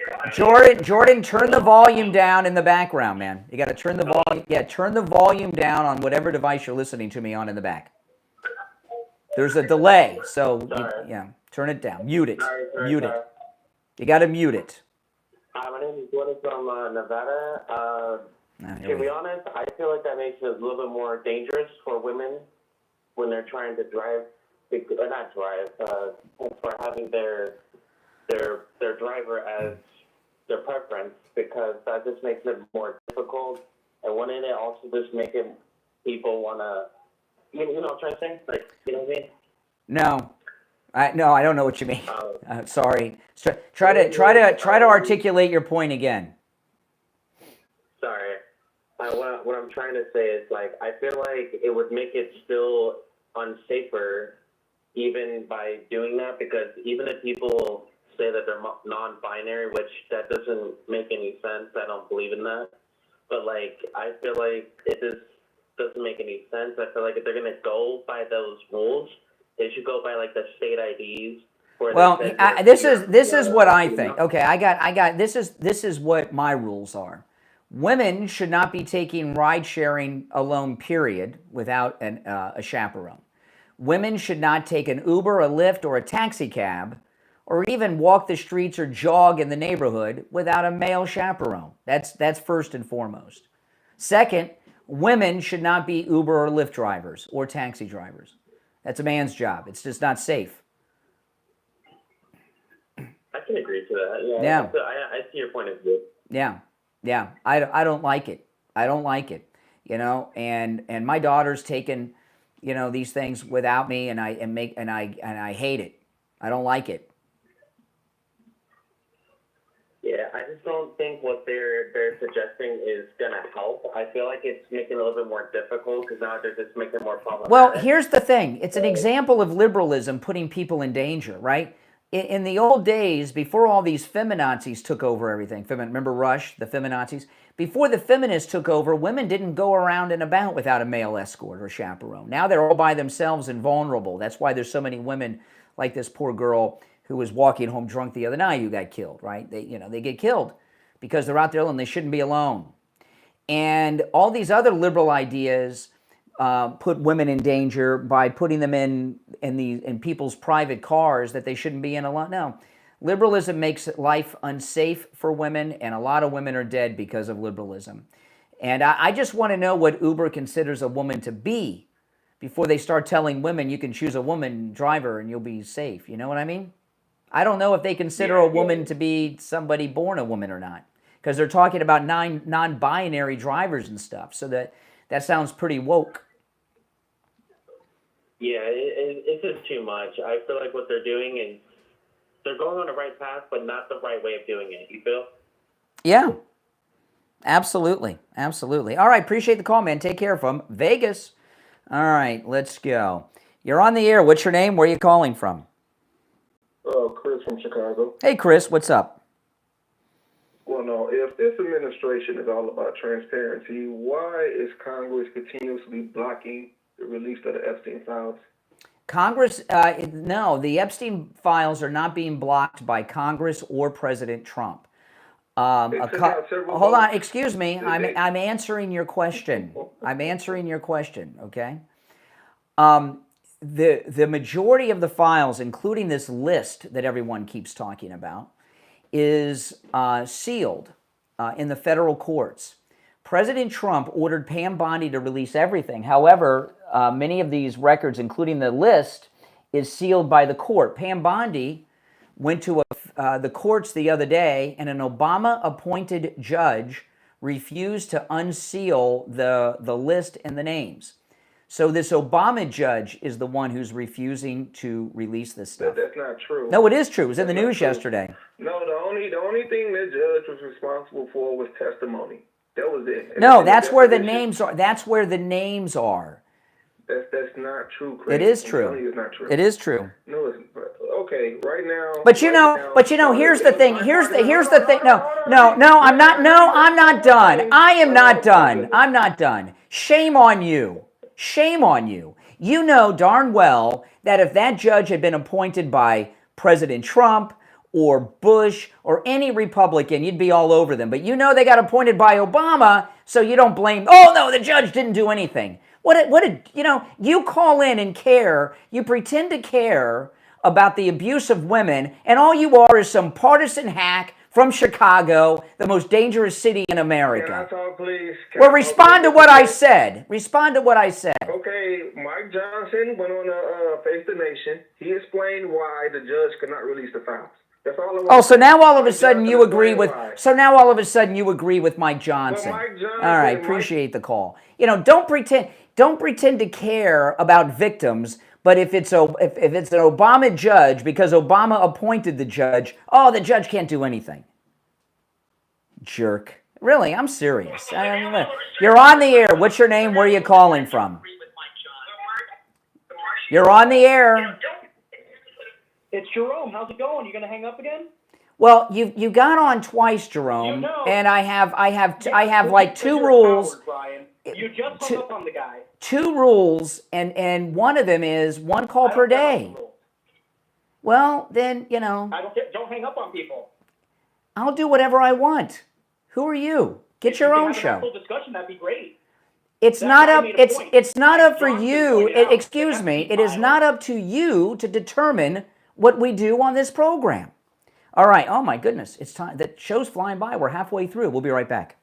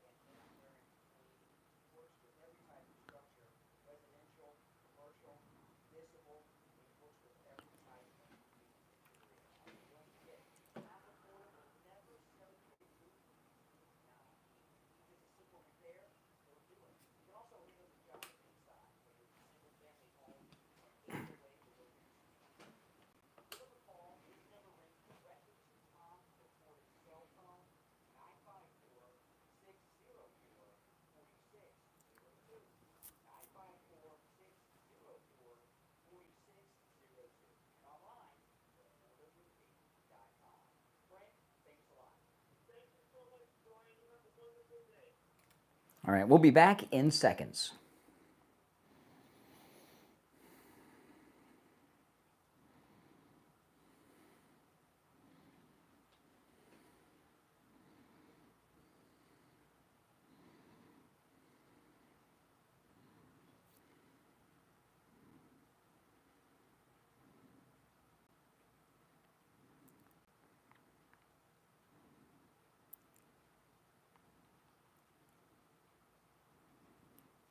All right, we're back. A little late on that. My apologies, guys. I was answering my text messages. If you're on hold, stand by. I was talking at the top of the show. I want to get back to it before we go back to the phones. It is Open MAGA Mike Friday, open phones. Any and everything on your mind is fair game. And if anyone knows what Uber defines a woman as, let me know. I'm curious, okay? And I think women need to know. It's really a public service. But what I opened with at 6, I want to recap because this was just so beautiful. The President Trump, the 45th and 47th President of the United States, he's been talking about the incompetence of Jerome Powell over the interest rates for quite some time. And he did something so smart yesterday. He took a tour. I wondered why he was going to the Fed. I didn't realize this construction project was going on there.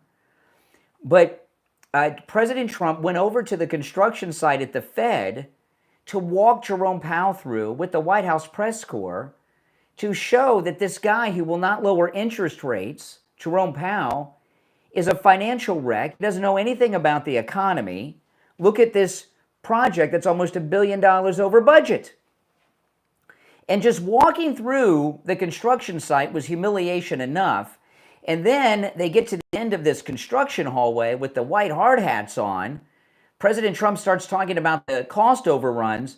And Jerome Powell, who's so arrogant and so consumed with Trump derangement syndrome, that he started to challenge the president, and the president had the receipts and humiliated him. And when I saw this, I watched this live when it happened. And I know a lot of you do too. If President Trump's on, I'll stop what I'm doing.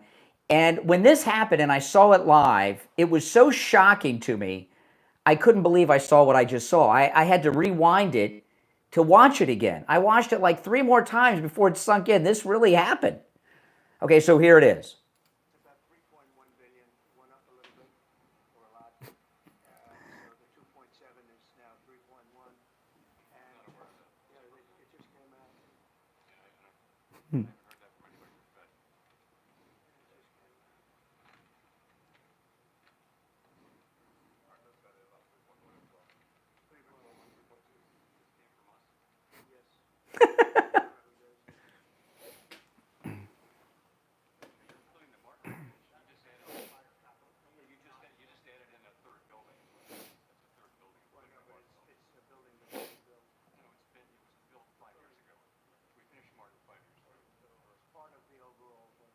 Oh my goodness. I mean, what, and President Trump, at this point, President Trump's like, I've just tarred and feathered this guy all day walking through this disaster, $1 billion almost over budget. And then at the end, he does this. I mean, he gave Obama, this Obama-loving, Biden-loving Jerome Powell, Trump derangement-suffering idiot. He didn't realize he was being tarred and feathered, humiliated beyond imagination, and he gave President Trump this gift at the end. So then after all of this, CNN's Caitlin Collins, who's another idiot, she's questioning the senators, and they go over what happened. This is great. Listen. Now, these are the White House officials, and they're talking about what happened with the renovations. Listen, Caitlin Collins.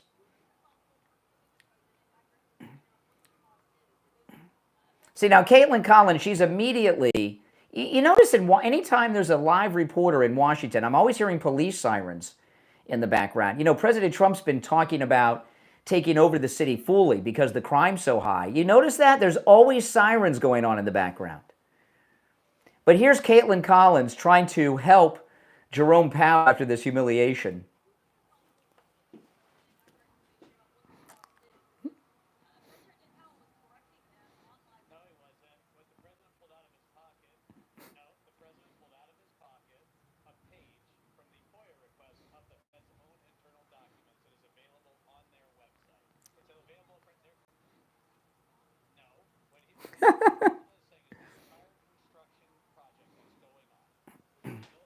Hear the sirens? By the way, this is the Deputy Chief of Staff to President Trump who's speaking.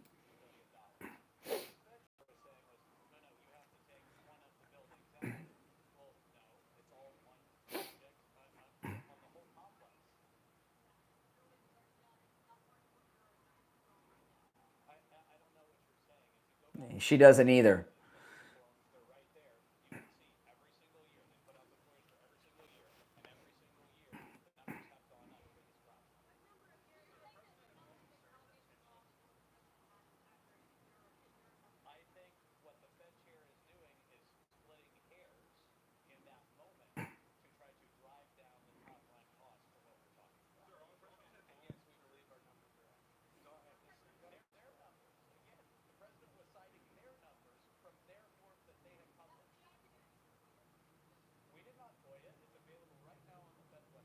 Oh my goodness, Caitlin Collins. Oh my goodness, CNN. It was just a great day. Yeah, every day is a great day with Trump back in the White House, but yesterday that was a glorious day, man. I tell you, and it never gets old. You're on the air. What's your name? Where are you calling from? Yes, you're on the air. Good morning. How you doing? This is Maria from Florida. Hey Maria, how are you? I'm doing great. All right. I was on the line for a long time. I'm sorry. I'm sorry. No, you're a busy man today. Today is Friday. That's right. Open MAGA Mike Friday. Yeah. Okay. I don't know. I just cracked up yesterday. I cracked up so hard yesterday. Oh yeah. Until I had to go because I was with my grandkids and I was trying not to laugh because I was listening to it in my car. And when I was listening to it, I just said, "Oh no, Trump, don't do it, don't do it." Oh yeah, it was great. It was so funny, and I cracked up. I ain't gonna lie to you, I cracked up when I heard it. Every time I hear, I'm listening to it now on the TV. I've listened to your show, and I'm still cracking up over it because I can't believe that. I am not exaggerating when I say this. I don't think at all. That is one of the most historic moments in the history of all presidents. I have never seen a president of the United States take someone down like that ever, because it was done.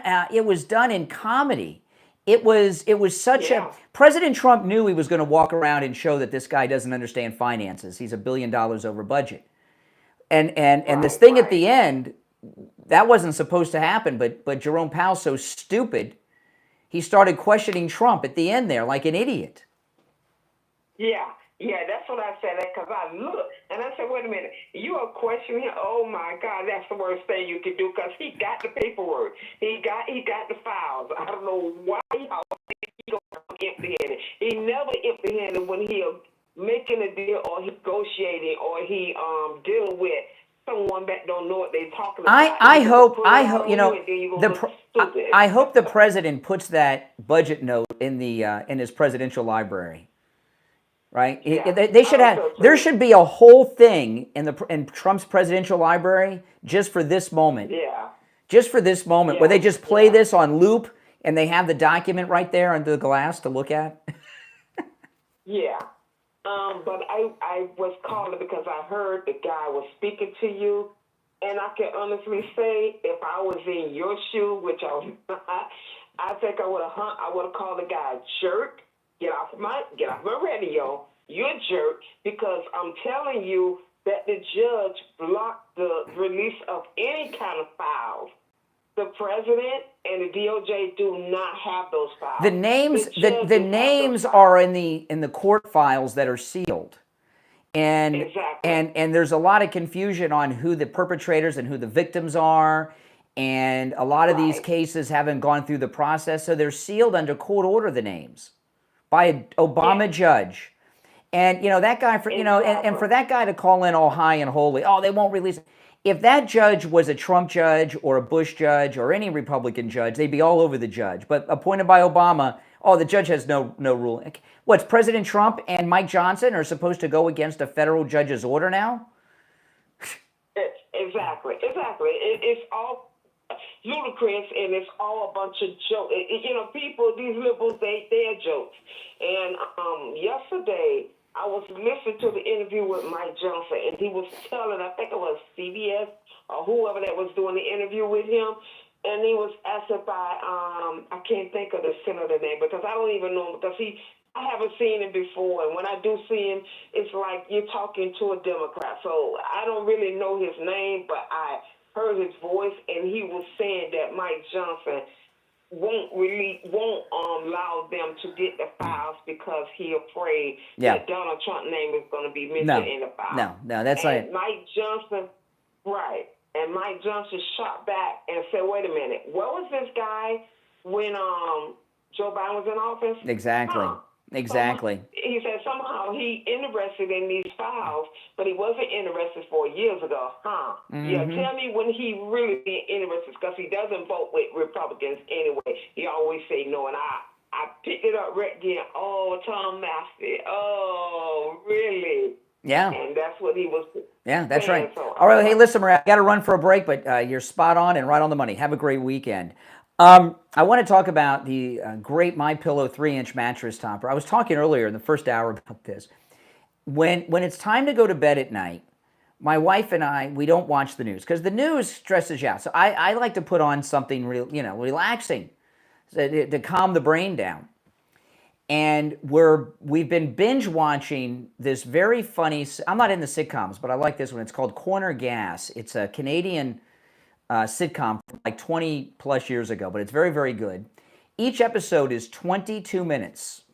So we put it on, I get in bed, we got the 3-inch MyPillow mattress topper. I never see the end of these episodes. Never. They're 22 minutes because we got them commercial free, right? We're watching them commercial free. I fall asleep so quickly with that 3-inch MyPillow mattress topper, I never see the end of any episode. It's kind of funny. It's like, I know a lot of people have a hard time sleeping. And they do all kinds of weird things and take things that really aren't that good to take. Get yourself a 3-inch MyPillow mattress topper. There's a huge discount when you use our promo code Kane at checkout, Kane. You go to sleep just like that. I do. It's like boom. It's like it's amazing. And then next thing I know, it's time to get up in the morning, and I'm well rested, as you can hear, and it's a great thing. You can also order by phone. They come in every mattress size, 60-day money-back guarantee, and a 10-year warranty. 1-800-716-4879. 1-800-716-4879. Promo code Kane, Kane. We'll be right back.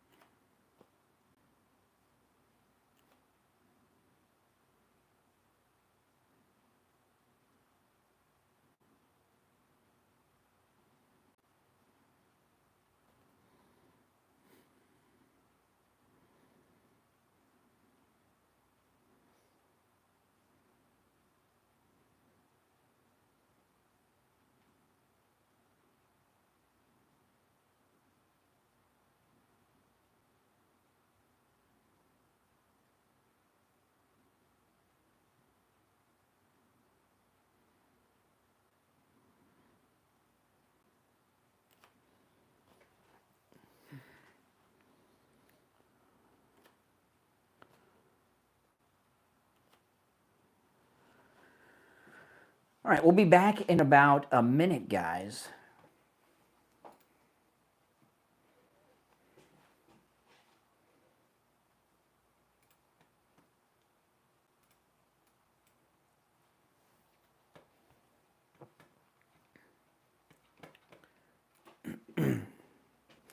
If you're new, make sure you subscribe, okay?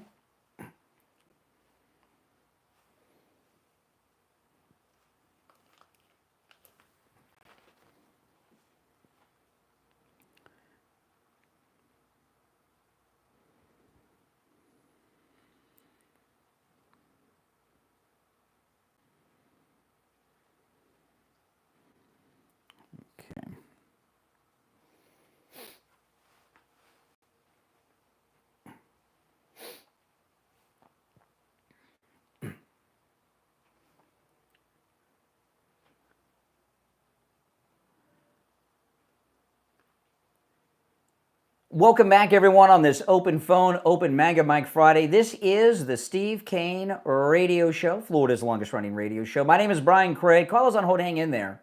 You know, President Trump, who ended the largest child trafficking and sex trafficking and slave trafficking operation in history, I'm talking about the history of all humanity, when he shut down the southern border. They're still on it. There's all these kids missing. This is a reporter at the Great Wall of Trump, the southern border wall, with a report yesterday. Listen to this.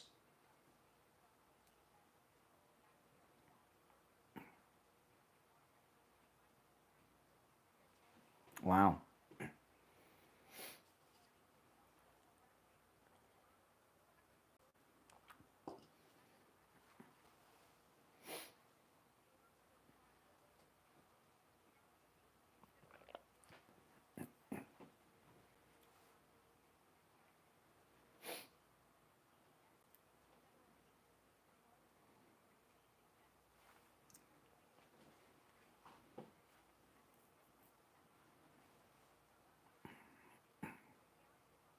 Oh, my goodness.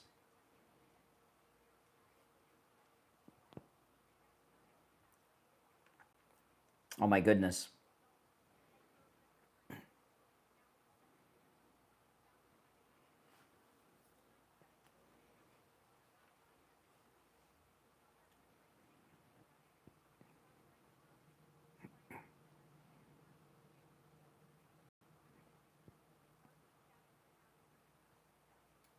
Wow. Wow. You know, that's amazing. And, you know, this, what President Trump has done so far is ending sex trafficking and child trafficking and slave trafficking, too, at the southern border.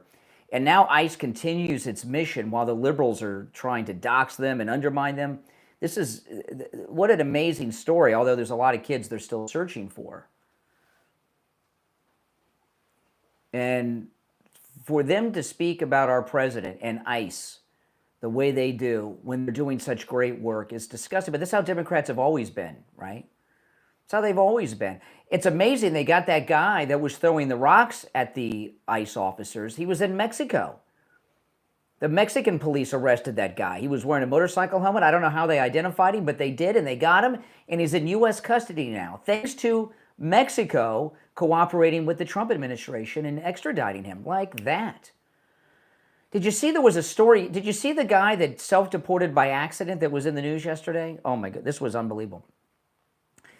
There's a guy who's an illegal, and he's an Uber or Lyft driver, one or the other, and he drives people on the U.S. side of the northern border. He missed his exit on the highway and ended up in Mexico by accident. And he tried to, and he did a U-turn to come back in. They wouldn't let him in. He was stopped because he's an illegal. He was in the country illegally. And that's what happened to that Marine. Remember that Marine that missed his exit and then ended up in Mexico, went to jail? Trump intervened. He wasn't president yet. Oh, yeah. Self-deportation by accident. You're on the air. What's your name? Where are you calling from? Hey, Brian. This is Fred calling from Coral Springs. How you doing today? All right, Fred. What's up? Well, you know, on this beatdown of Powell, one of the things that no one seems to be talking about is Powell mumbles after Trump says something to him about the finances, and Powell mumbles Well, I didn't hear that from anybody here at the Federal Reserve. Yes, yes, And yes. it kind of makes me think, who in the hell is on upper management there not paying any attention Yeah, to the spending? yeah. I mean, Well, you know, a lot of really times hilarious. when you guys hear me talk about Jupiter Joe Thomas, right? He's our financial guy, our financial advisor. You guys hear me all the time talk about you want to take financial advice from a successful guy who's out of Jupiter, who has this, 5-time qualifying. You know, because you look at his life and how he runs things, he's very financially successful. You know how much office space cost in Jupiter? Holy smokes. This, and what Trump did yesterday, this guy, because of interest rates, he's got a lot of control over the U.S. economy, the #1 economy in the world, the largest economy in the world. And he's such an incompetent nincompoop. Look at this construction project he's got going on. That's $1 billion over budget. It's not even close to being done. I mean, how can you put someone who's so fiscally incompetent in charge of such a big part of the economy, the interest rates? I agree 100%. Now, look, before I go, I'm just going to make a comment here. This is not, I hope you don't take this as a negative. Here we go. That's okay. I'm speaking, no. I've spent 25 years in the radio. I did a lot of sports and news talk, so I know what it's like to put up with, fanatics on the radio. Yeah. The point I'm going to make is at some point, I hope you consider dumping Renee and Jerome. Renee is just the constant hearing of, you're a racist, you're a pig, you're, whatever it is. And Jerome, all he does is laugh and repeat himself and never give anyone a chance. I'll comment. Okay, I'm going to comment on both of those things. First of all, on this program, you can count on one hand how many people have been banned. To get banned from the program, now you would need more than one hand, but some of them have passed away. Okay, there was one guy, if anybody remembers the Pink Phantom and a few others, but you have to do a lot to get banned from this program. That's number one, because we really don't like to do it. I agree with you about Renee. I think Renee, so far as usefulness, you can't have a discussion. I mean, you're a racist, you're a racist, you're a racist. He's just a lunatic. This guy, Jerome, it's called a couple times, he's borderline stalker at this point. If you hear the hysterics in his voice and the call. And, you're a broadcaster, Play Misty for me, to me, is like a reality TV show, right? That movie. No, I know. And one thing I hate to use this word celebrity, but I've been doing this my whole adult life. So I've been a public person that has this little tiny bit of celebrity. And what I've realized with people, like they don't think you're a human. They don't think you're a real person. And people when it comes to whether it's me or Rush or people like that, they don't think you're a real person. They're very angry and they feel totally justified. I had a stalker a few years ago that is, by the way, I always press charges against people too. I've had incidents. I always press charges because you got to do it. But I had a stalker who was threatening, and it got to a point where things were getting revealed and they were confronted and things were done, and they screamed at me. They told me I deserve it. You want to be public, you're on the radio, you're online, this is what you effing get, you mother. And that was a big wake-up call to me that they don't think you're a human person. They don't think you're a real person. They think you're somebody that deserves being abused and things. So I agree with you about Renee. Jerome's getting really creepy at this point. Yeah, like I said, I'm not trying to. No. It's I know you. I'm glad you bring it up. My thing. No, you're. It's just I listen every day. Maybe that's part of my problem. No, that's a good 3 thing. hours a day. That's a good thing. Well, it is a good thing because you keep me company when I walk, it's an interesting show, and I don't mind, and actually I like the guys like, Steve and Tom who call up who are, never. Well, listen, here's the thing. When you do we don't have to do screenless. The reason we do screenless is when I was first on the air doing overnights, the radio station wouldn't pay me, but they would pay the board op. So I took over the board op job. I board op for myself so I could get paid. It was $5 an hour, guys, doing overnights on the air. You know, $5 an hour. Minimum wage was $3.65 back then.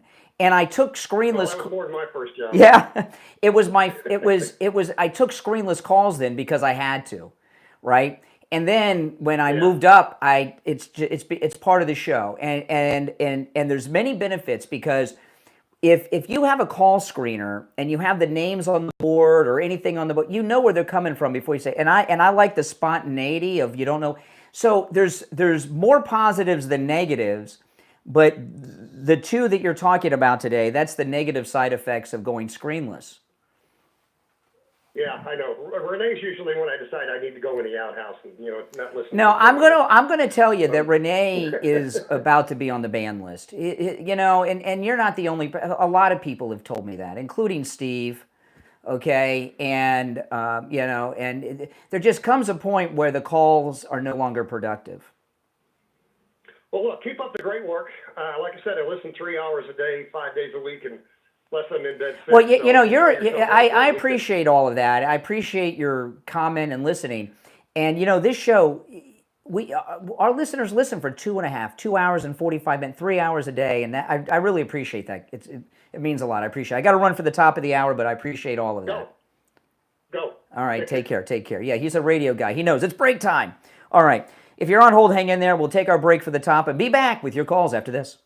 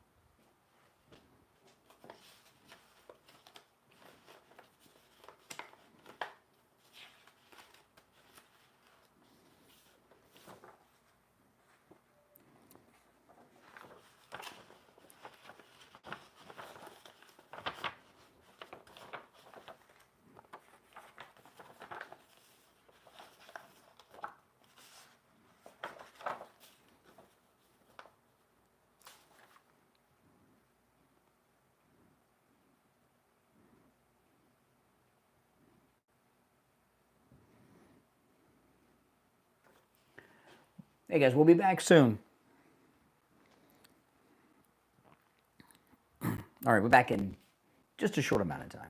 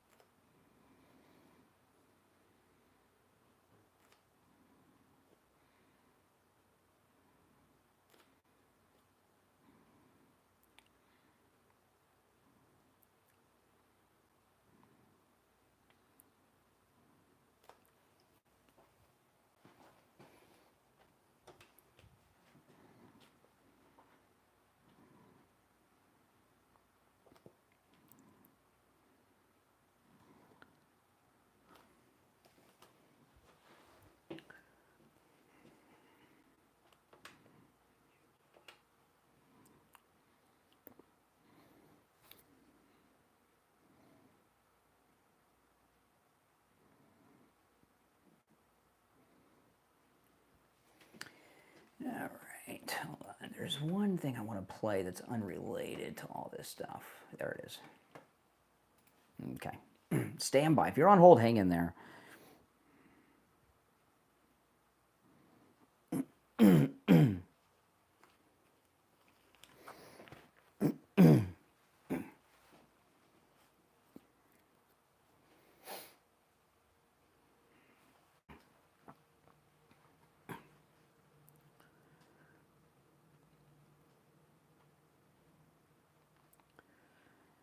All right, the third hour has begun. My name is Brian Craig. This is Where MAGA Comes to Talk, Florida's longest-running radio show, The Steve Kane Show. That's right, on the radio since 1977. If you're on hold, stand by.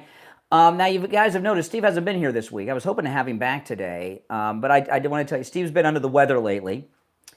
And I was talking to Steve last night. There was also, not only is he very sick, but he... had a death that hit him pretty hard. Not in his family, outside his family, but a death that hit him pretty hard. And I was talking to him last night, and I said, "Well, you've been off all week." I said, "We need to have you on tomorrow if it's just for a segment, so we can get a proof of life on the air."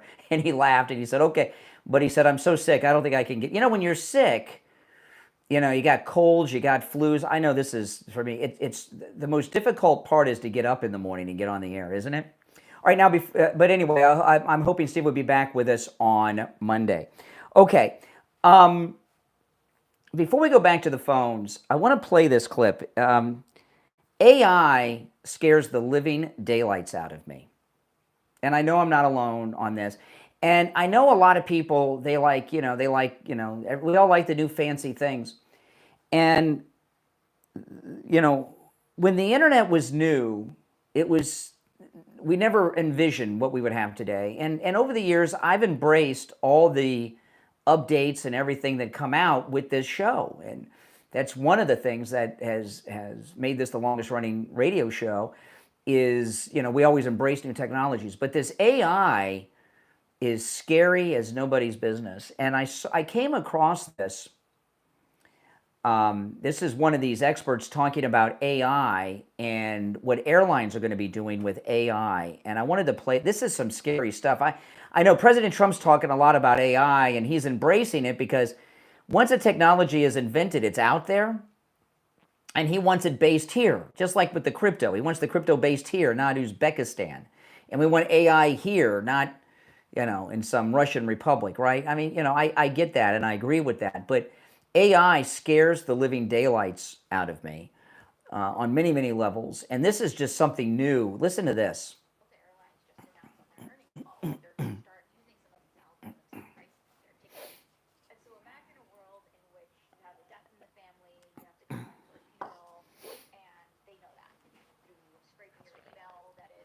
Now, okay, do you understand? So I'll play the rest of it. So what she's saying is, and this is from the airlines, calls, that the AI that the airlines are using, and this won't just be airlines, we're talking about everything. When you call them, they're immediately going to know how much you need those tickets. They're going to know before you even get a customer rep on the phone that there's been a death in your family and you got to fly across the country with your family for that funeral.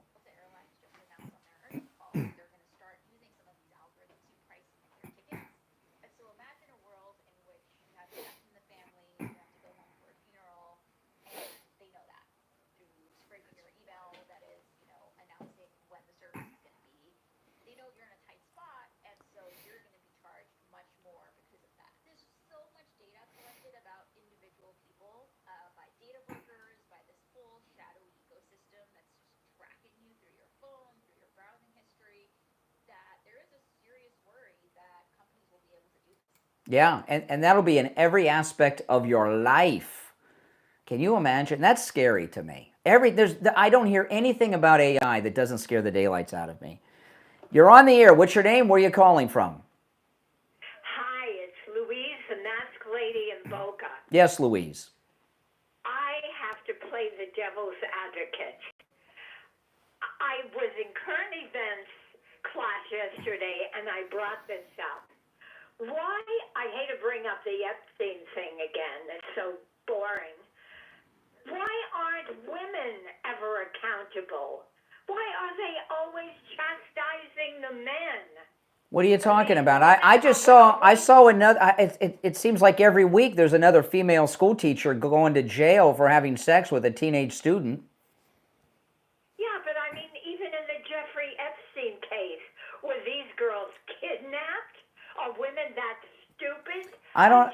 Yeah. You know, when you're listen, it's been a long time since you were 16 or 17. Me too. And when you imagine you're a 16 or 17-year-old girl, you got a terrible home life, all of a sudden you're on some island with some guy, how you get out of that situation? How did you get into it is what I want to know. Well, it's, you know, At 16, I was a naive kid. you're not responsible. When you're before you're 18, before you're 18, you're not responsible. It really should be higher. 18's too young. Really should be 25 or 30 before you're a legal adult, tell you the truth. But what I'm saying, they're making it like women are such dummies, they don't know what's going on. Let me tell you, Even if yes. you're 15, 14, Yes. you know right from wrong. No. When you get older, okay, you know how to manipulate people better. So these predators, these Epstein types, okay, they know how to manipulate the underage girls, and that's what happened. No, they have zero responsibility. All right, appreciate the call, Mask Lady. Oh my goodness, what a strange comment. You're on the air. What's your name? Where are you calling from? Hey, Brian, it's Mike from Houston. How are you this morning? All right, Mike, what's up? Hey, so it's Open Mic Friday, right? We can talk about anything. Yeah. Reasonably. Yes. Okay. I just wanted to talk about DNI's Gabbard's document release. Oh, please, this yeah. week. Okay, so there are a lot of people who are going, well, this is politically motivated, and this is all part of a magic act, distract the masses from this topic by Trump.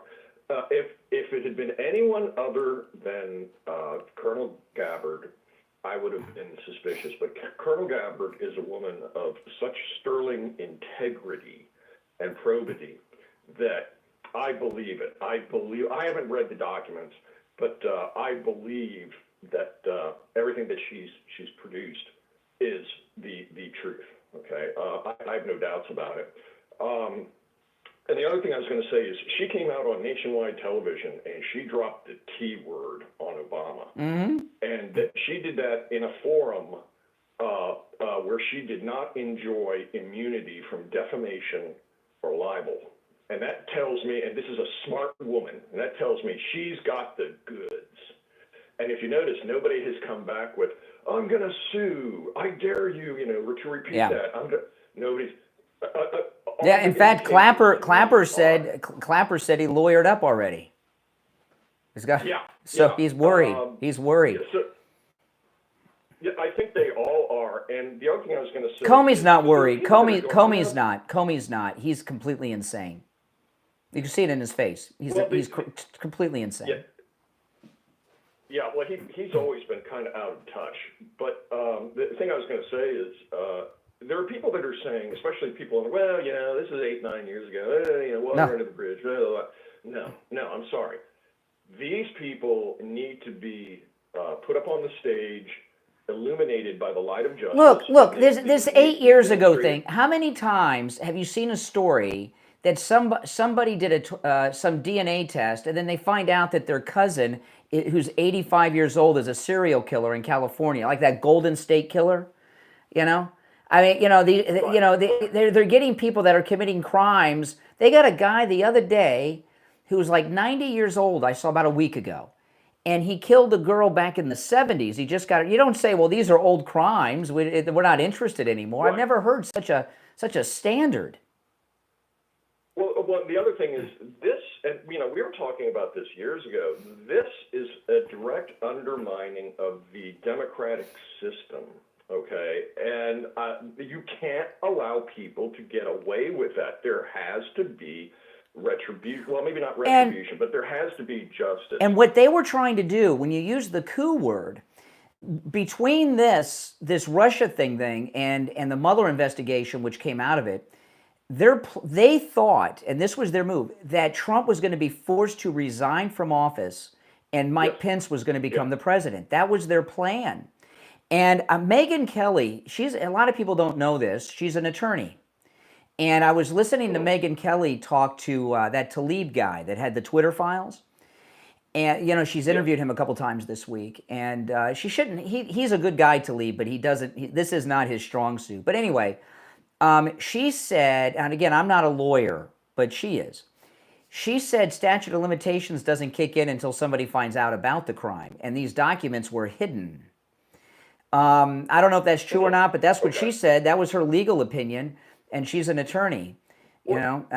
Well, even if the statutes of limitations have been exceeded, I still think there has to be a public accounting. We have got to put these people in the spotlight and show the heinousness.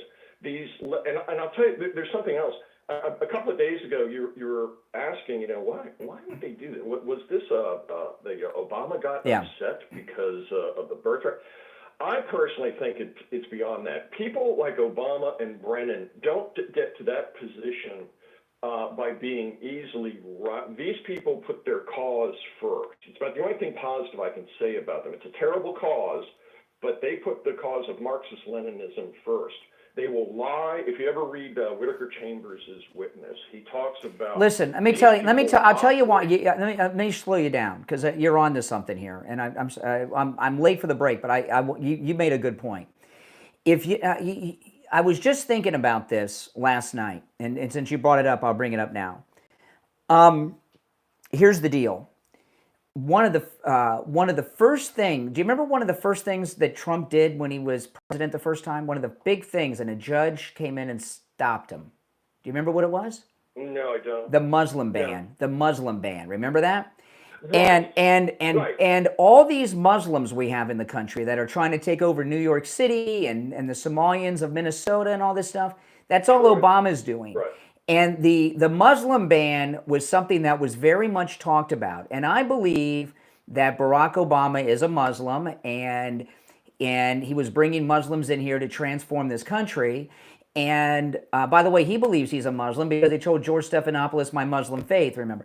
And the Muslim ban, I think really, when you think about it, that's what he was trying to stop. Well, look at where he lives. In D.C. That's right. It's on the same block as the National Mosque. That's not coincidence. At the time he bought, it may not be true now, but at the time he bought the house, it was the only mosque in the city. I remember that being reported. Yeah, it's the only one. Now, if you go over to Fairfax County, we're up in D.C. visiting family. I wound up driving by. I think it was on Ox Road or something like that. And I was kind of surprised. Who would live on this? Who would live on the street of? I wouldn't live on a street of a mosque. First off, that prayer thing going 5 times a day. But you know, there's But, like I said, the last thing I wanted to say was that.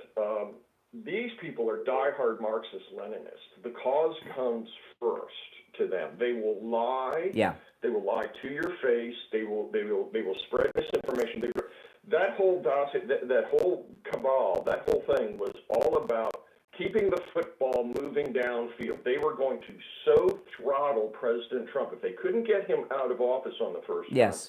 They were going to so throttle him that he wouldn't be able to get a single thing That's correct. Until their next That's candidate correct. came along. Yeah. Listen, I gotta run, but I'm very late for the break, but good points. It was worth running 4 minutes late. We'll be right back.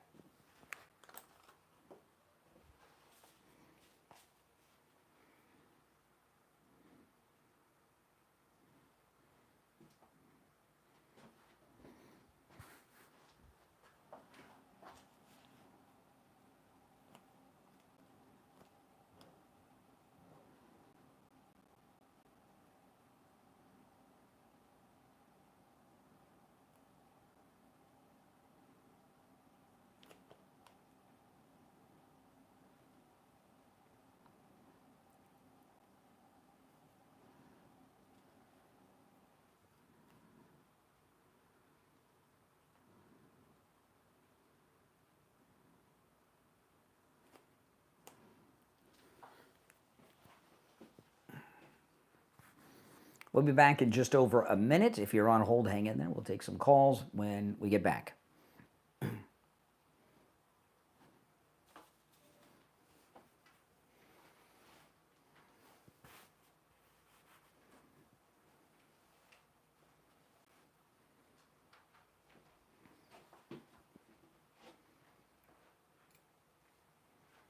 I love this. This just is the best.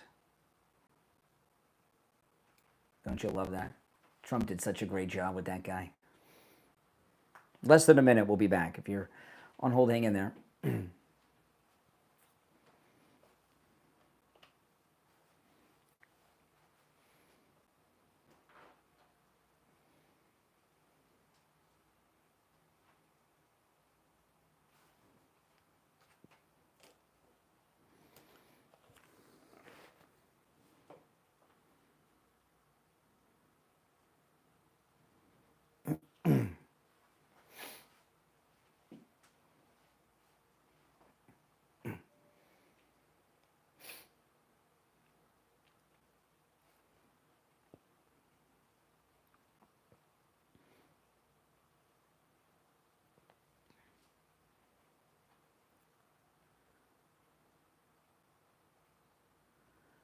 Okay, we're back. Let's go right back to the phones. You're on the air. What's your name? Where are you calling from?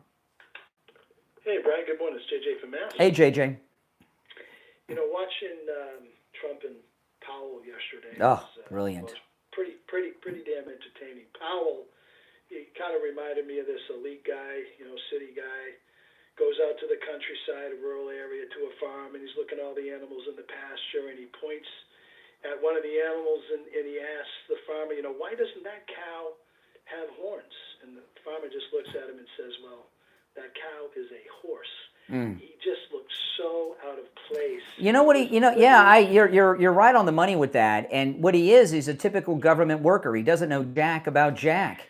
And he's in charge of our economy and our lives. I mean, that was the most humiliating moment that a president has ever brought on an individual, ever in public, live on television. Never that was history yesterday.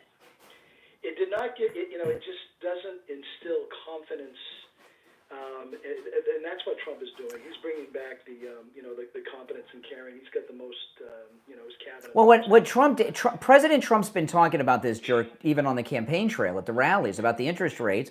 And he said, you know what? I'm going to show everybody what an incompetent guy this is. Let's go through his big dig. Okay, let's go through his construction site that's $1 billion over budget and show everyone how this guy can't handle his own personal finances of his own budget, and he's telling us how to run the economy of the United States, the largest economy on the planet. You always talk about when you're talking about Jupiter Joe Thomas and his credibility, and don't take financial advice from somebody living in a van Exactly. Down by the river. And Powell looked to me like he was looking for some gas for his van. It was just complete incompetence. It just Trump is at home. That's a reference to Saturday Night Live when it was funny, guys. Okay, Chris. Okay, if you don't know, and a van down by the river. Yes. Down by the river. Yes. And Trump is just. He's at home. Eating a Big Mac. He's at home at a UFC event or at home meeting the Queen. But he is most at home. Walking around a job site. I know, isn't that something? And Powell just, God, he just looked so out of place and fragile and weak, and it was just well, really, this is, everyone knows, even the people that hate Trump recognize that he's a competent builder and who's efficient and has done things that no one else could do. And this yesterday, afterwards, Eric Trump said he could take it over and finish it, And I would love the president to appoint Eric and Don Jr. to be part of a presidential task force to finish up this mess. It would be done so fast. Trump is fixing. This is what Trump is doing. Trump and his kids could definitely do that. Trump has been fixing the mess. Having Powell at the Fed is like having Biden at the White House. Yeah. Trump is now fixing the mess of Biden. And he go fix the mess of Powell. But one of the things I think I heard mentioned, or maybe it wasn't, was the appointments. Trump's been having some problems with his appointments, and they're going to go on recess. I heard a lot of people complain complaining here and there, smart people, about, you got to stay in, don't go on recess. And I'm like, no. Let them go on recess because they are really slow walking. Look what happened to Alina Habba. This thing with Alina Habba was, her term was up, so those liberal judges threw her out, and Trump reappointed her. Yeah. Well, he'll have the most recess appointments. I'm hoping they both, we control both houses, the House and the Senate, so they both go on recess, and Trump can do recess appointments. And then they're good for a year, and during the course of that year, they can then go and get confirmed. Because right now, Trump is doing all the right things at the top, but a lot of the positions that are down in the middle and lower, where they make sure that his policies are being carried out, the Democrats are stalling. It's sort of like a George Soros slogan. And I'll tell you, Judge Janine, she's a temporary appointment, but her confirmation made it through committee to go to the full vote yesterday. And I could be wrong about this, but I suspect that Judge Janine, once she gets that confirmation and she is the official United States Attorney for the district, that's when we're going to start to see some charges. I think they're waiting on Judge Janine to take the lead. Yeah, I don't, exactly. The hunt begins. Mm-hmm. The hunt begins. All right, I got to run. Appreciate the call. All right, let's go. You're on the air. What's your name? Where are you calling from? It's Mario, Cuyahoga Falls, and I am calling to finally... Okay, well, that's good. All right, go have your nice day with your nice language. Oh, since JJ had mentioned Jupiter Joe Thomas, I do highlight that he's based out of Jupiter so much because when you're taking financial advice, you want to take financial advice from someone who's financially competent and successful, and that's Jupiter Joe Thomas. Give him a call. Talk to him about annuities. He'll tell you how you can turn your money into guaranteed income for the rest of your life. There's all kinds of things out there.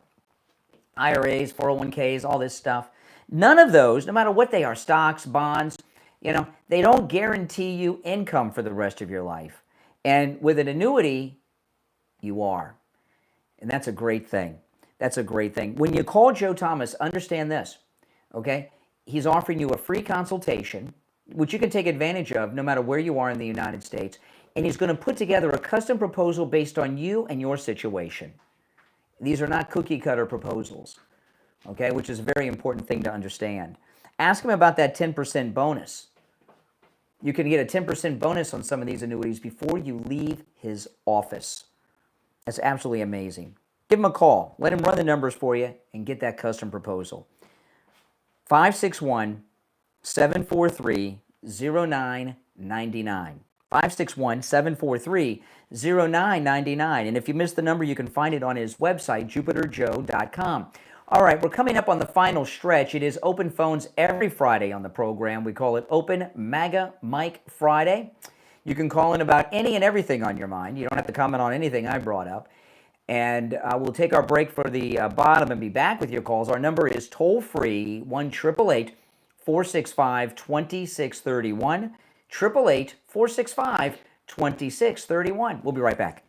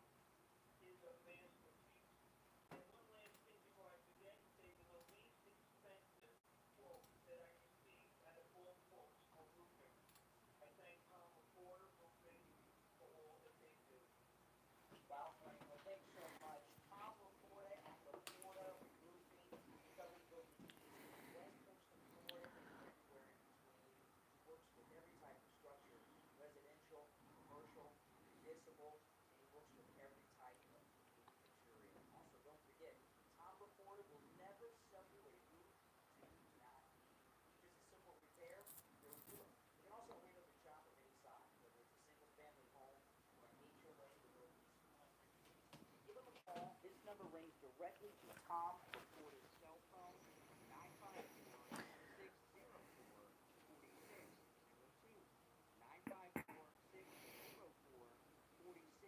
And online, theporterroommate.com.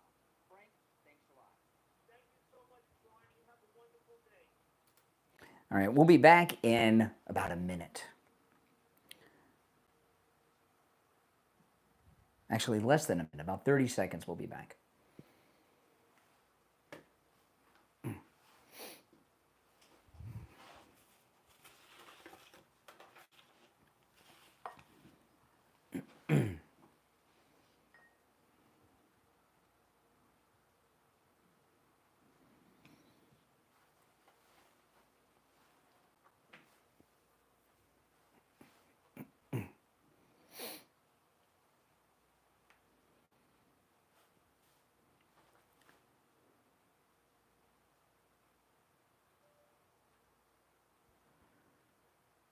Welcome back, everyone. I'm Brian. It's the Steve Kane Show, Florida's longest running radio show on this Open Mega Mic Friday. You're on the air. What's your name? Where are you calling from? Dan from Palm Beach Gardens. How you doing? All right, Dan, what's up? No, just wanted to touch base on this Powell situation. He was so condescending yesterday. Oh, wasn't it? President. Yeah. You know, get rid of that dude. And I know there's some political crap in the way, but... Well, he's got, what, 6-7 months left. And now what's going to happen when Trump announces who his replacement is going to be, he's going to have 100% support because he showed what an incompetent boob had been running the joint. So whoever he picks is going to have so much support. It's just going to happen. It's going to be without effort. That moment yesterday, that whole tour was planned by Trump for all of this. He planned on taking him through and humiliating him like that. It was not an accident. Good, because Trump has lined himself with some phenomenal professional people, and to have this person stand there and shake his head as our president is talking, no. If I would have been there, I would have left him. He's called the president a liar. You know, the way that Powell reacted, though, is how the permanent Washington class, that's how they all feel about Trump. They just usually hide it. But I did not even know that this construction was going on. I don't think most people did. Who pays attention to that? And when I heard that the president was going to the Fed, I thought, okay, why? I didn't really understand why, and I didn't think it'd be that interesting. And then I turned it on, and I saw him, and I knew why right away. Somehow he came up with, somebody told him how over budget they were on the construction, how long it's been going on, and he said, let's go. And if this guy cannot handle his own finances in his own department, how can he make decisions that affect the entire global economy? Because how the American economy goes affects the whole planet. And that moment at the end when Powell acted like an idiot, that wasn't planned. Who would have known? And, you know, the president was like, oh, this is awesome. I've been tarring and feathering this guy all afternoon, and now he's giving me this to end on. This is great. And I mentioned this to a caller earlier in the show. When you watch that, the president ended that real quick because he understands comedic timing, and he saw, this is it. Let's go. We're done. You know, it doesn't get better than this. Yeah. Yeah. No, I'm glad that our president did and how he did it. Mm-hmm. That was beautiful. Like a slap in the face without using his hands. Yeah. All right. You know, and I, at the time, now I don't know how it is today because he's seen the feedback, but Powell, I don't think, realized how humiliated he was at the moment. He hates Trump so much. He thinks he's better and smarter and everything else. He had no idea he was being humiliated. Exactly. That's what a clown he is. All right. Appreciate the call, man. Take care. All right. If you're on hold, hang in there. I wanted to play this clip. This whole thing on the Tulsi Gabbard release. Oh, this is old news.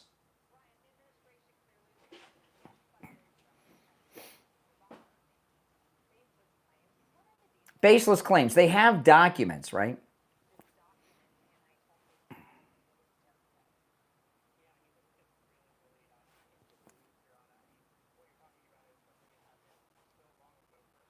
It happened after the Epstein stuff. Epstein's been out of circulation for a long time. He's been dead for 6 years, and he was out of circulation before that. This Ana Cabrera, by the way, who's Mexican-American, do you think being Mexican-American factors into her hatred of President Trump? But the thing about these documents you got to understand is this. I may have explained this yesterday, but I between this and everything I do online and my podcast, I forget where I said what sometimes. But these documents had been hidden for years.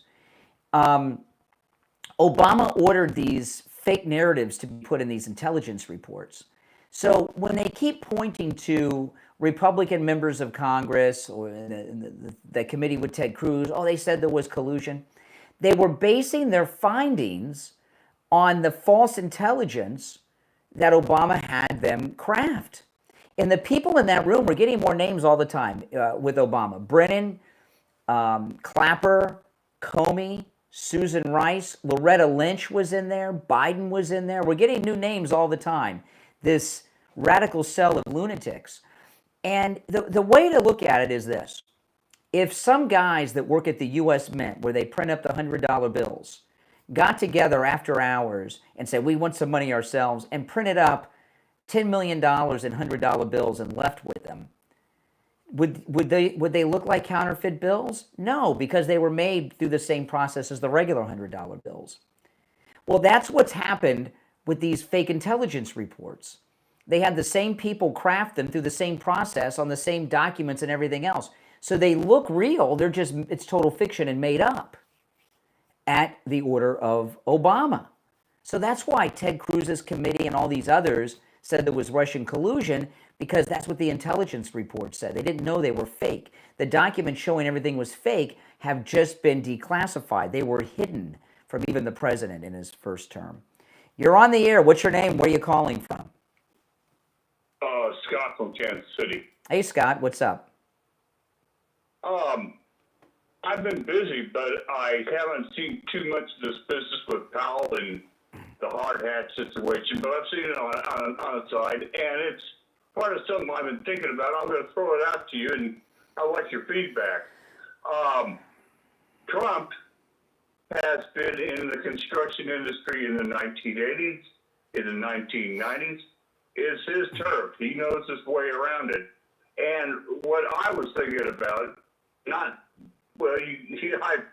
I've seen this Powell thing and how he humiliated the guy. Oh, yeah. But something I don't know about, and I'd like to know more about it, is when Brennan and Comey and the other Cloak and Dagger gang came to Trump with the dossier. If that happened, well, Trump, in his past, and we don't know it, but we can make maybe guesses, is Trump has had to deal in construction in New York City and other East Coast cities. He had to deal with politicians on the take. Yep. And he's had to deal with the mob. Yeah, sure. And yeah. Something that vying for the presidency, the governor of California and the governor of Illinois embraced, because that's part of their family heritage. Yeah. But Trump, and so we don't know about it, but I think Trump told him to, yeah, get out. And, yeah, even on that, we've known about this meeting since almost it happened, but but we learned more about it with the dossier thing. It was always Comey. We learned that Comey went with Brennan and Clapper from Tulsi Gabbard this week. I've talked about that for years. I never knew that Brennan and Clapper were there too. They all went, pretending to go for a security briefing, but really they were trying to blackmail him with the fake dossier. And that's exactly what the mob does in New York City. Shakedowns. I mean, we don't have firsthand experience of it here in Kansas City. They pretty. You know what? You know what? I bet you, I would not be surprised if we find out the Stormy Daniels story was a part of this operation. Wouldn't be surprised. Oh, wow. Ted, that was a little sketch of a thought I had, but yeah, now thank you for bringing that up. Yeah. Well, listen, Yeah. listen. I appreciate the call. I don't think we've spoken before. You brought up some good points, man. All right, take care. All right, take care. All right, if you're on hold, hang in there, guys. All right, it is Open MAGA Mike Friday. You can call in about any and everything you want on Open Phone Friday at 888-465-2631. You're on the air. What's your name? Where are you calling from? Hey, good morning, Brian. It's Jim from New York. How you doing? Hey, Jim. What's up? Good. So real quickly, it's amazing how when they mention about this thing with Obama trying to frame Trump, you know, the media, oh, it's baseless. It's not based in fact. But when it was the Russia collusion fairy tale, it was gospel. They're such disingenuous. They're so disingenuous. Ridiculous. Oh yeah, no doubt about it. That's all I had today. All right, appreciate. Well, hey, I like a caller who knows when they're out of material. Very few callers know that. Exactly. Yeah. Now, if only Joyce Kaufman could figure that out, her show would be a lot shorter. I want to just mention another quick thing here. If you're on hold, hang in there. Stephen Colbert, the other night, he came out and used the F word towards Trump, and he made some micro penis joke yesterday. This guy, I don't think he's going to last this year. He is so unhinged. And you know what's scary to me? This micro penis thing, the F-bomb thing the other night towards the president, this show of his is not live.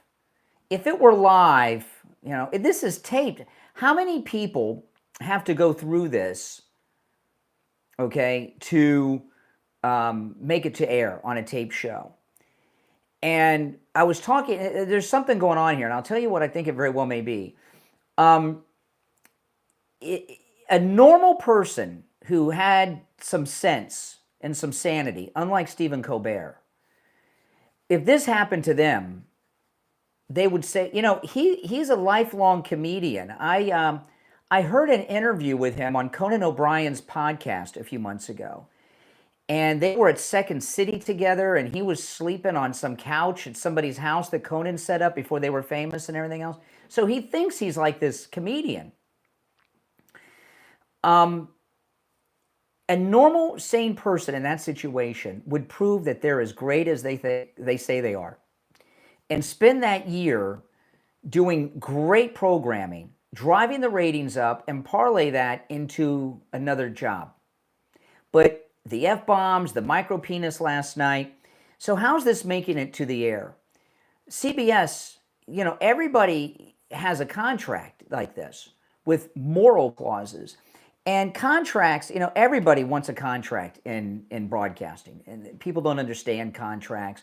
Contracts always benefit the employer, you know. And Steve and I do not have a contract with each other, by the way. We just have a gentleman's agreement about everything.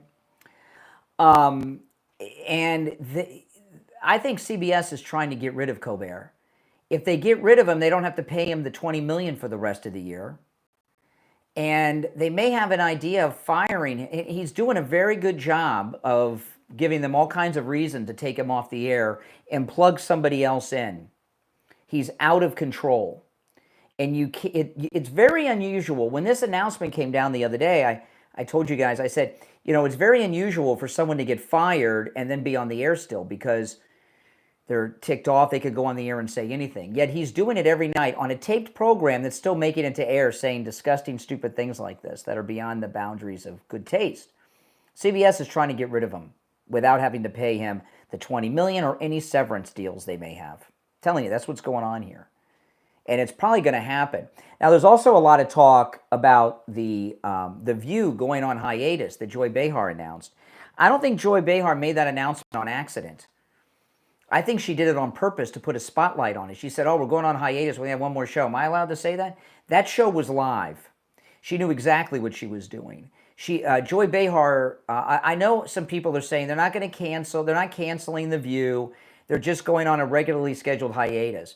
Joy Behar's in fear of it being canceled, or she wouldn't have said that live on the air. That was an SOS. She wanted a spotlight on her in that show so that they wouldn't get canceled. That was a very desperate attempt. And it is not a coincidence that these shows are in danger and being canceled after the closure of USAID. CBS hasn't been just losing $40 million a year off this blowhard. They've been making the money somewhere. And the USAID being shut down has a lot to do with these things like Colbert going off the air. Now, I'm very excited. Coastal Weight Loss Secret. I'm so excited. I've lost all this weight without exercise, no prescription medications like Ozempic, and of course, eating foods that I would normally eat. And today I'm wearing this really cool alligator Alcatraz t-shirt that my wife got for me recently. And this is one of the first shirts, certainly t-shirts, that my wife has bought me since I lost all this weight. And it's a form-fitting t-shirt, and it feels great and it looks great. I can see myself on the monitor online, you know, if you guys watch me on YouTube. My torso is so much smaller, and before I had to get t-shirts that were larger because I had a belly, which is gone now. I got a flat stomach now, thanks to Coastal Weight Loss Secret. So I had to get these shirts that were really too big everywhere else except the belly, right? And this shirt, it's form-fitting. It's fitting me perfect. My stomach's flat. And I see it. You know what people tell me the most about all the weight I've lost from Coastal Weight Loss Secret? I hear this a lot. You look younger. Yeah, I hear that a lot. It's great. Listen, call Coastal Weight Loss Secret. No matter where you are in the United States, we've had listeners from all over America call them, and they're losing weight. It's great. I'm in the maintaining phase now, and because I didn't make any major lifestyle changes, the maintaining phase is effortless. I love it. Give them a call. When you call, make sure you tell them you heard about them on the True Oldies channel, 561-247-6300, 561-247-6300. And online, coastalweightlossSecret.com. Callers on hold, stand by. We'll take a break, come back with the Gold Report, and your calls after this.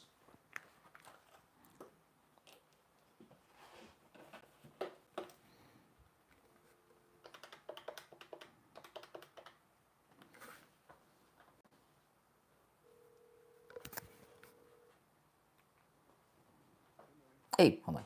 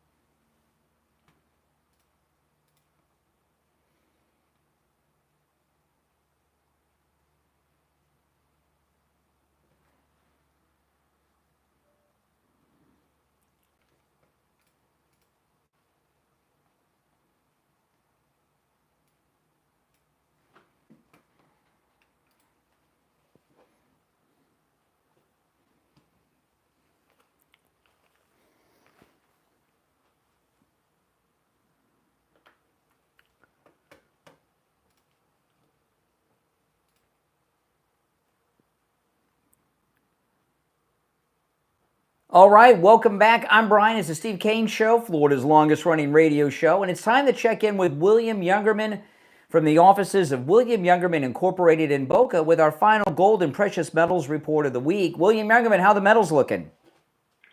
Metals in a nice pullback, giving us another bargain time to take advantage of the dip in this trading range that has been going on for months.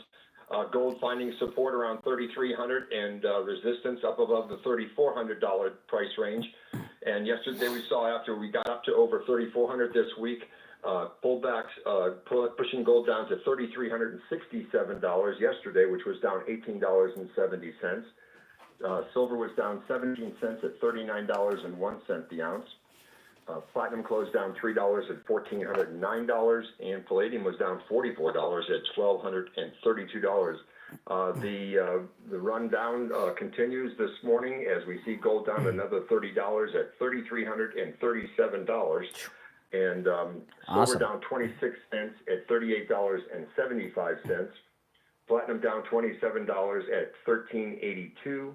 And palladium down $17 at $1,215. So again, these are numbers we've been seeing for most of the summer months, back and forth from 3,300 to 34. So and silver.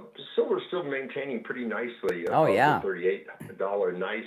So these pullbacks are certainly to be expected in a market that's as high as these numbers are. So this has been just very typical of this market. And like all we can do is continue to say, when you see the pullbacks, take advantage of the dip and buy. No doubt, no doubt. Are most people like they're a gold person and they're a silver person? Or do people mix and match a lot? And how much gold and silver should people own percentage-wise? What do you see when it comes to that? Well, that's a good question. The silver, which has been on a good move lately, it has been a great vehicle. But the problem with silver for a lot of people is storage and the very weight of it. Yeah. So, and of course, we've said before, gold is a true money that is viewed as money by the central banks and worldwide, and has been for 5,000 years. Silver has become more of a commodity, although a scarce commodity and a very desirable commodity. So it just depends on what your physical capabilities are of holding the different metals. We recommend and have recommended at least 75 or 80% of your positions be in gold, and the other 20% or 25% in silver and possibly platinum. Yeah, absolutely, absolutely. And those items can be traded back and forth. We see that from time to time. When silver takes a big run, people tend to trade their silver back in for gold, and when gold takes a big run, or vice versa. So the opportunities are avail yourself to the ability to trade the metals back and forth with us, and that's very easy to do and with very small commissions. Well, listen, guys, William Youngman opens up at 10 a.m. You can stop in Boca on the first floor of the Bank of America building, just east of US 1 Federal Highway on the south side of Palmetto Park Road. You can't miss that big Bank of America building. The address is 150 East Palmetto Park Road in Boca. You can give them a call toll-free, 1-800-327-5010, 1-800-327-5010. And online, you can find both his phone number and address, WilliamYoungerman.com. All right, William Youngerman, we'll talk on Monday. Okay, have a great day. All right, take care. Now, there was a poll that just came out. This is a great one. This is the 2028 presidential poll. It's Vance versus some of these Democrats. And, of course, I am supporting President Trump's reelection in 2028. But this is just, interesting thing. Look at this. Vance v. Newsom. It's 45-42 Vance. Buttigieg, it is 44-43. Buttigieg and Vance versus AOC, 44-41. So JD is ahead against everyone in that poll. And this far out for a vice president, that's absolutely amazing. That's a left-leaning poll, by the way. That was a poll of registered voters, an Emerson poll. You can find all of it there. And registered voters, those are the ones that are most liberal. So even in a liberal-leaning poll, they don't have a Democrat pulling even really in any threat to J.D. Vance's numbers. All right, let's take a couple more calls. It is Open MAGA Mike Friday as we get to the home stretch. You're on the air. What's your name? Where are you calling from? John Okeechobee. Oh, hey, John. Well, I was going to tell you about the Federal Reserve. Milton Friedman said they always moved the wrong direction at the wrong time. And that was back in the old days. He critique them like that. But nowadays, with electronic transfers of funds and all that kind of stuff, they can't possibly keep track of what's happening in the economy. They need to go out of business. Just close up the banking. Yeah. Send them home. Yeah. All right, John. That's what Trump believes too, by the way. Yeah. How you been? Have you been doing well, or? I had a reoperation on my hip. Oh no. I've had a hard time getting it dusted after that. I broke the first one. It pisses me off how I did it, but I broke the first one. I had How'd you? The hard way the second time. Oh my goodness! But you're doing okay now? Yeah. Okay, good to hear that. All right, man. It's good to hear from you, John. All right. Appreciate the call. All right. When you guys get your trust with attorney Barry Siegel, you can put a provision in there to reach out to the Steve Kane Show to let us know when you pass. Some of our listeners do that. You're on the air. What's your name? Where are you calling from? Hi, Brian. Larry. Hey. I'm calling from Fort Lauderdale. Larry in Fort Lauderdale, what's on your mind? Yeah. Well, you know, they're talking about why are we going back so far? Obama was 8 years, so long yeah. ago. Yeah. Wasn't President Trump sued and even convicted in a civil court for that, E. Jean Carroll lady? From the 90s. 35? Yeah. Yeah. It seems like that's a little longer than 10 or 15 years ago. Yeah, exactly. Yeah. Yeah. Well, see, you know, if you got a D next to your name, you're James Bond. You have the license to do whatever you want.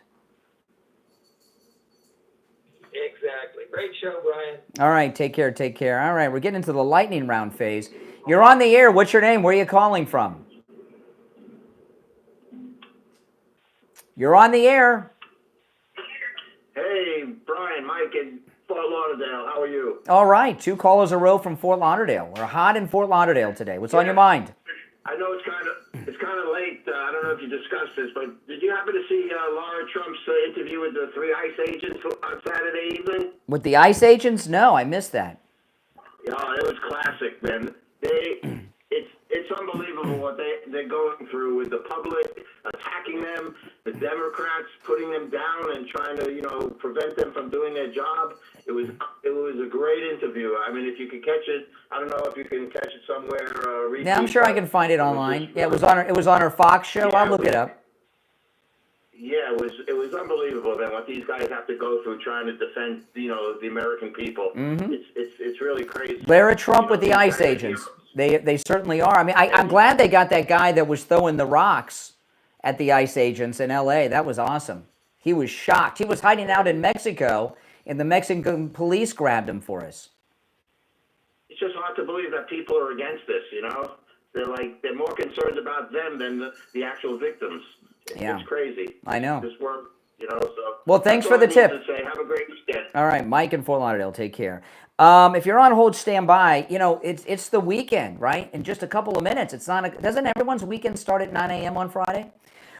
Listen, if you have aches and pains, go see Dr. Appleton. Walk-ins are welcome. Appointments are never necessary, even on Saturdays, tomorrow. And when I go see Dr. Appleton, it's usually on a Saturday.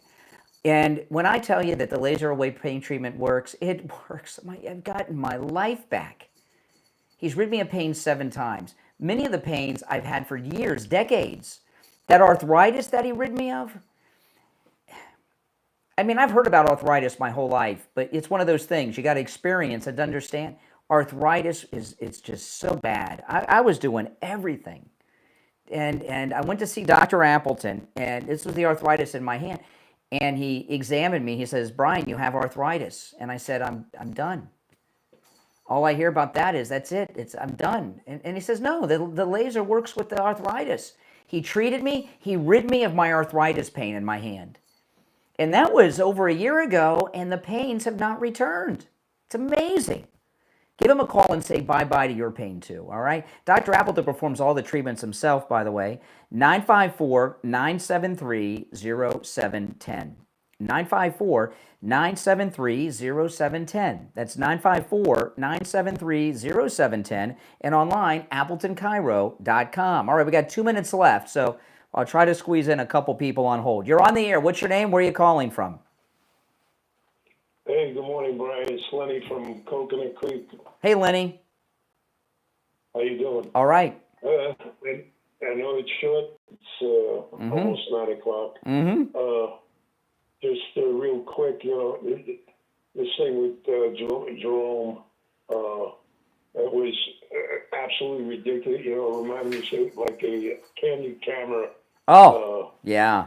When he pulled that paper out of his pocket, oh, it was beautiful. It was like, smile, you're on candid camera. Absolutely. And his face, and the guy you had on for Laporta, roofing, it's appreciated, but last Friday, I listen to you all the time, and last Friday I went to Mike at Friendly Tires, and he got me a really good deal on some brand new tires. Oh, that's awesome. My front. That's awesome. Actually, Actually, you told me that you were going to be there, so I think I missed you. Oh, you must have missed me. Yeah, that's great. Well, I appreciate the kind words for Friendly Tire in Margate. Yeah, he's got great deals. Great deals. Well, no. Listen, I'm out of time, but I appreciate the nice little plug there for Friendly Mike at Friendly Tire in Margate. Take care. Now, we're out of time for today. Those of you on hold, stand by. We'll be back Monday morning at 6 a.m. And if you're on hold, you'll be first in line. It's the Steve Kane Show, Florida's longest running radio show. My name is Brian Craig. I hope Steve will be back. He's under the weather. I hope he'll be back on Monday. Have a great weekend. See you then. All right, we're clear. Now, if you're new, make sure you subscribe. I'll take a call or two here before I sign off.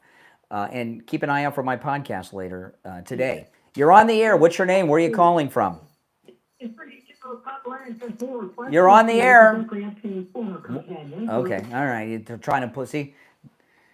Every once in a while you get that. The rest of you on hold, hey, listen, I'll be back later today with the new podcast. And a lot of you may not know this, but I've reformatted my podcast. I do my podcast live here on YouTube and take live calls on my podcast.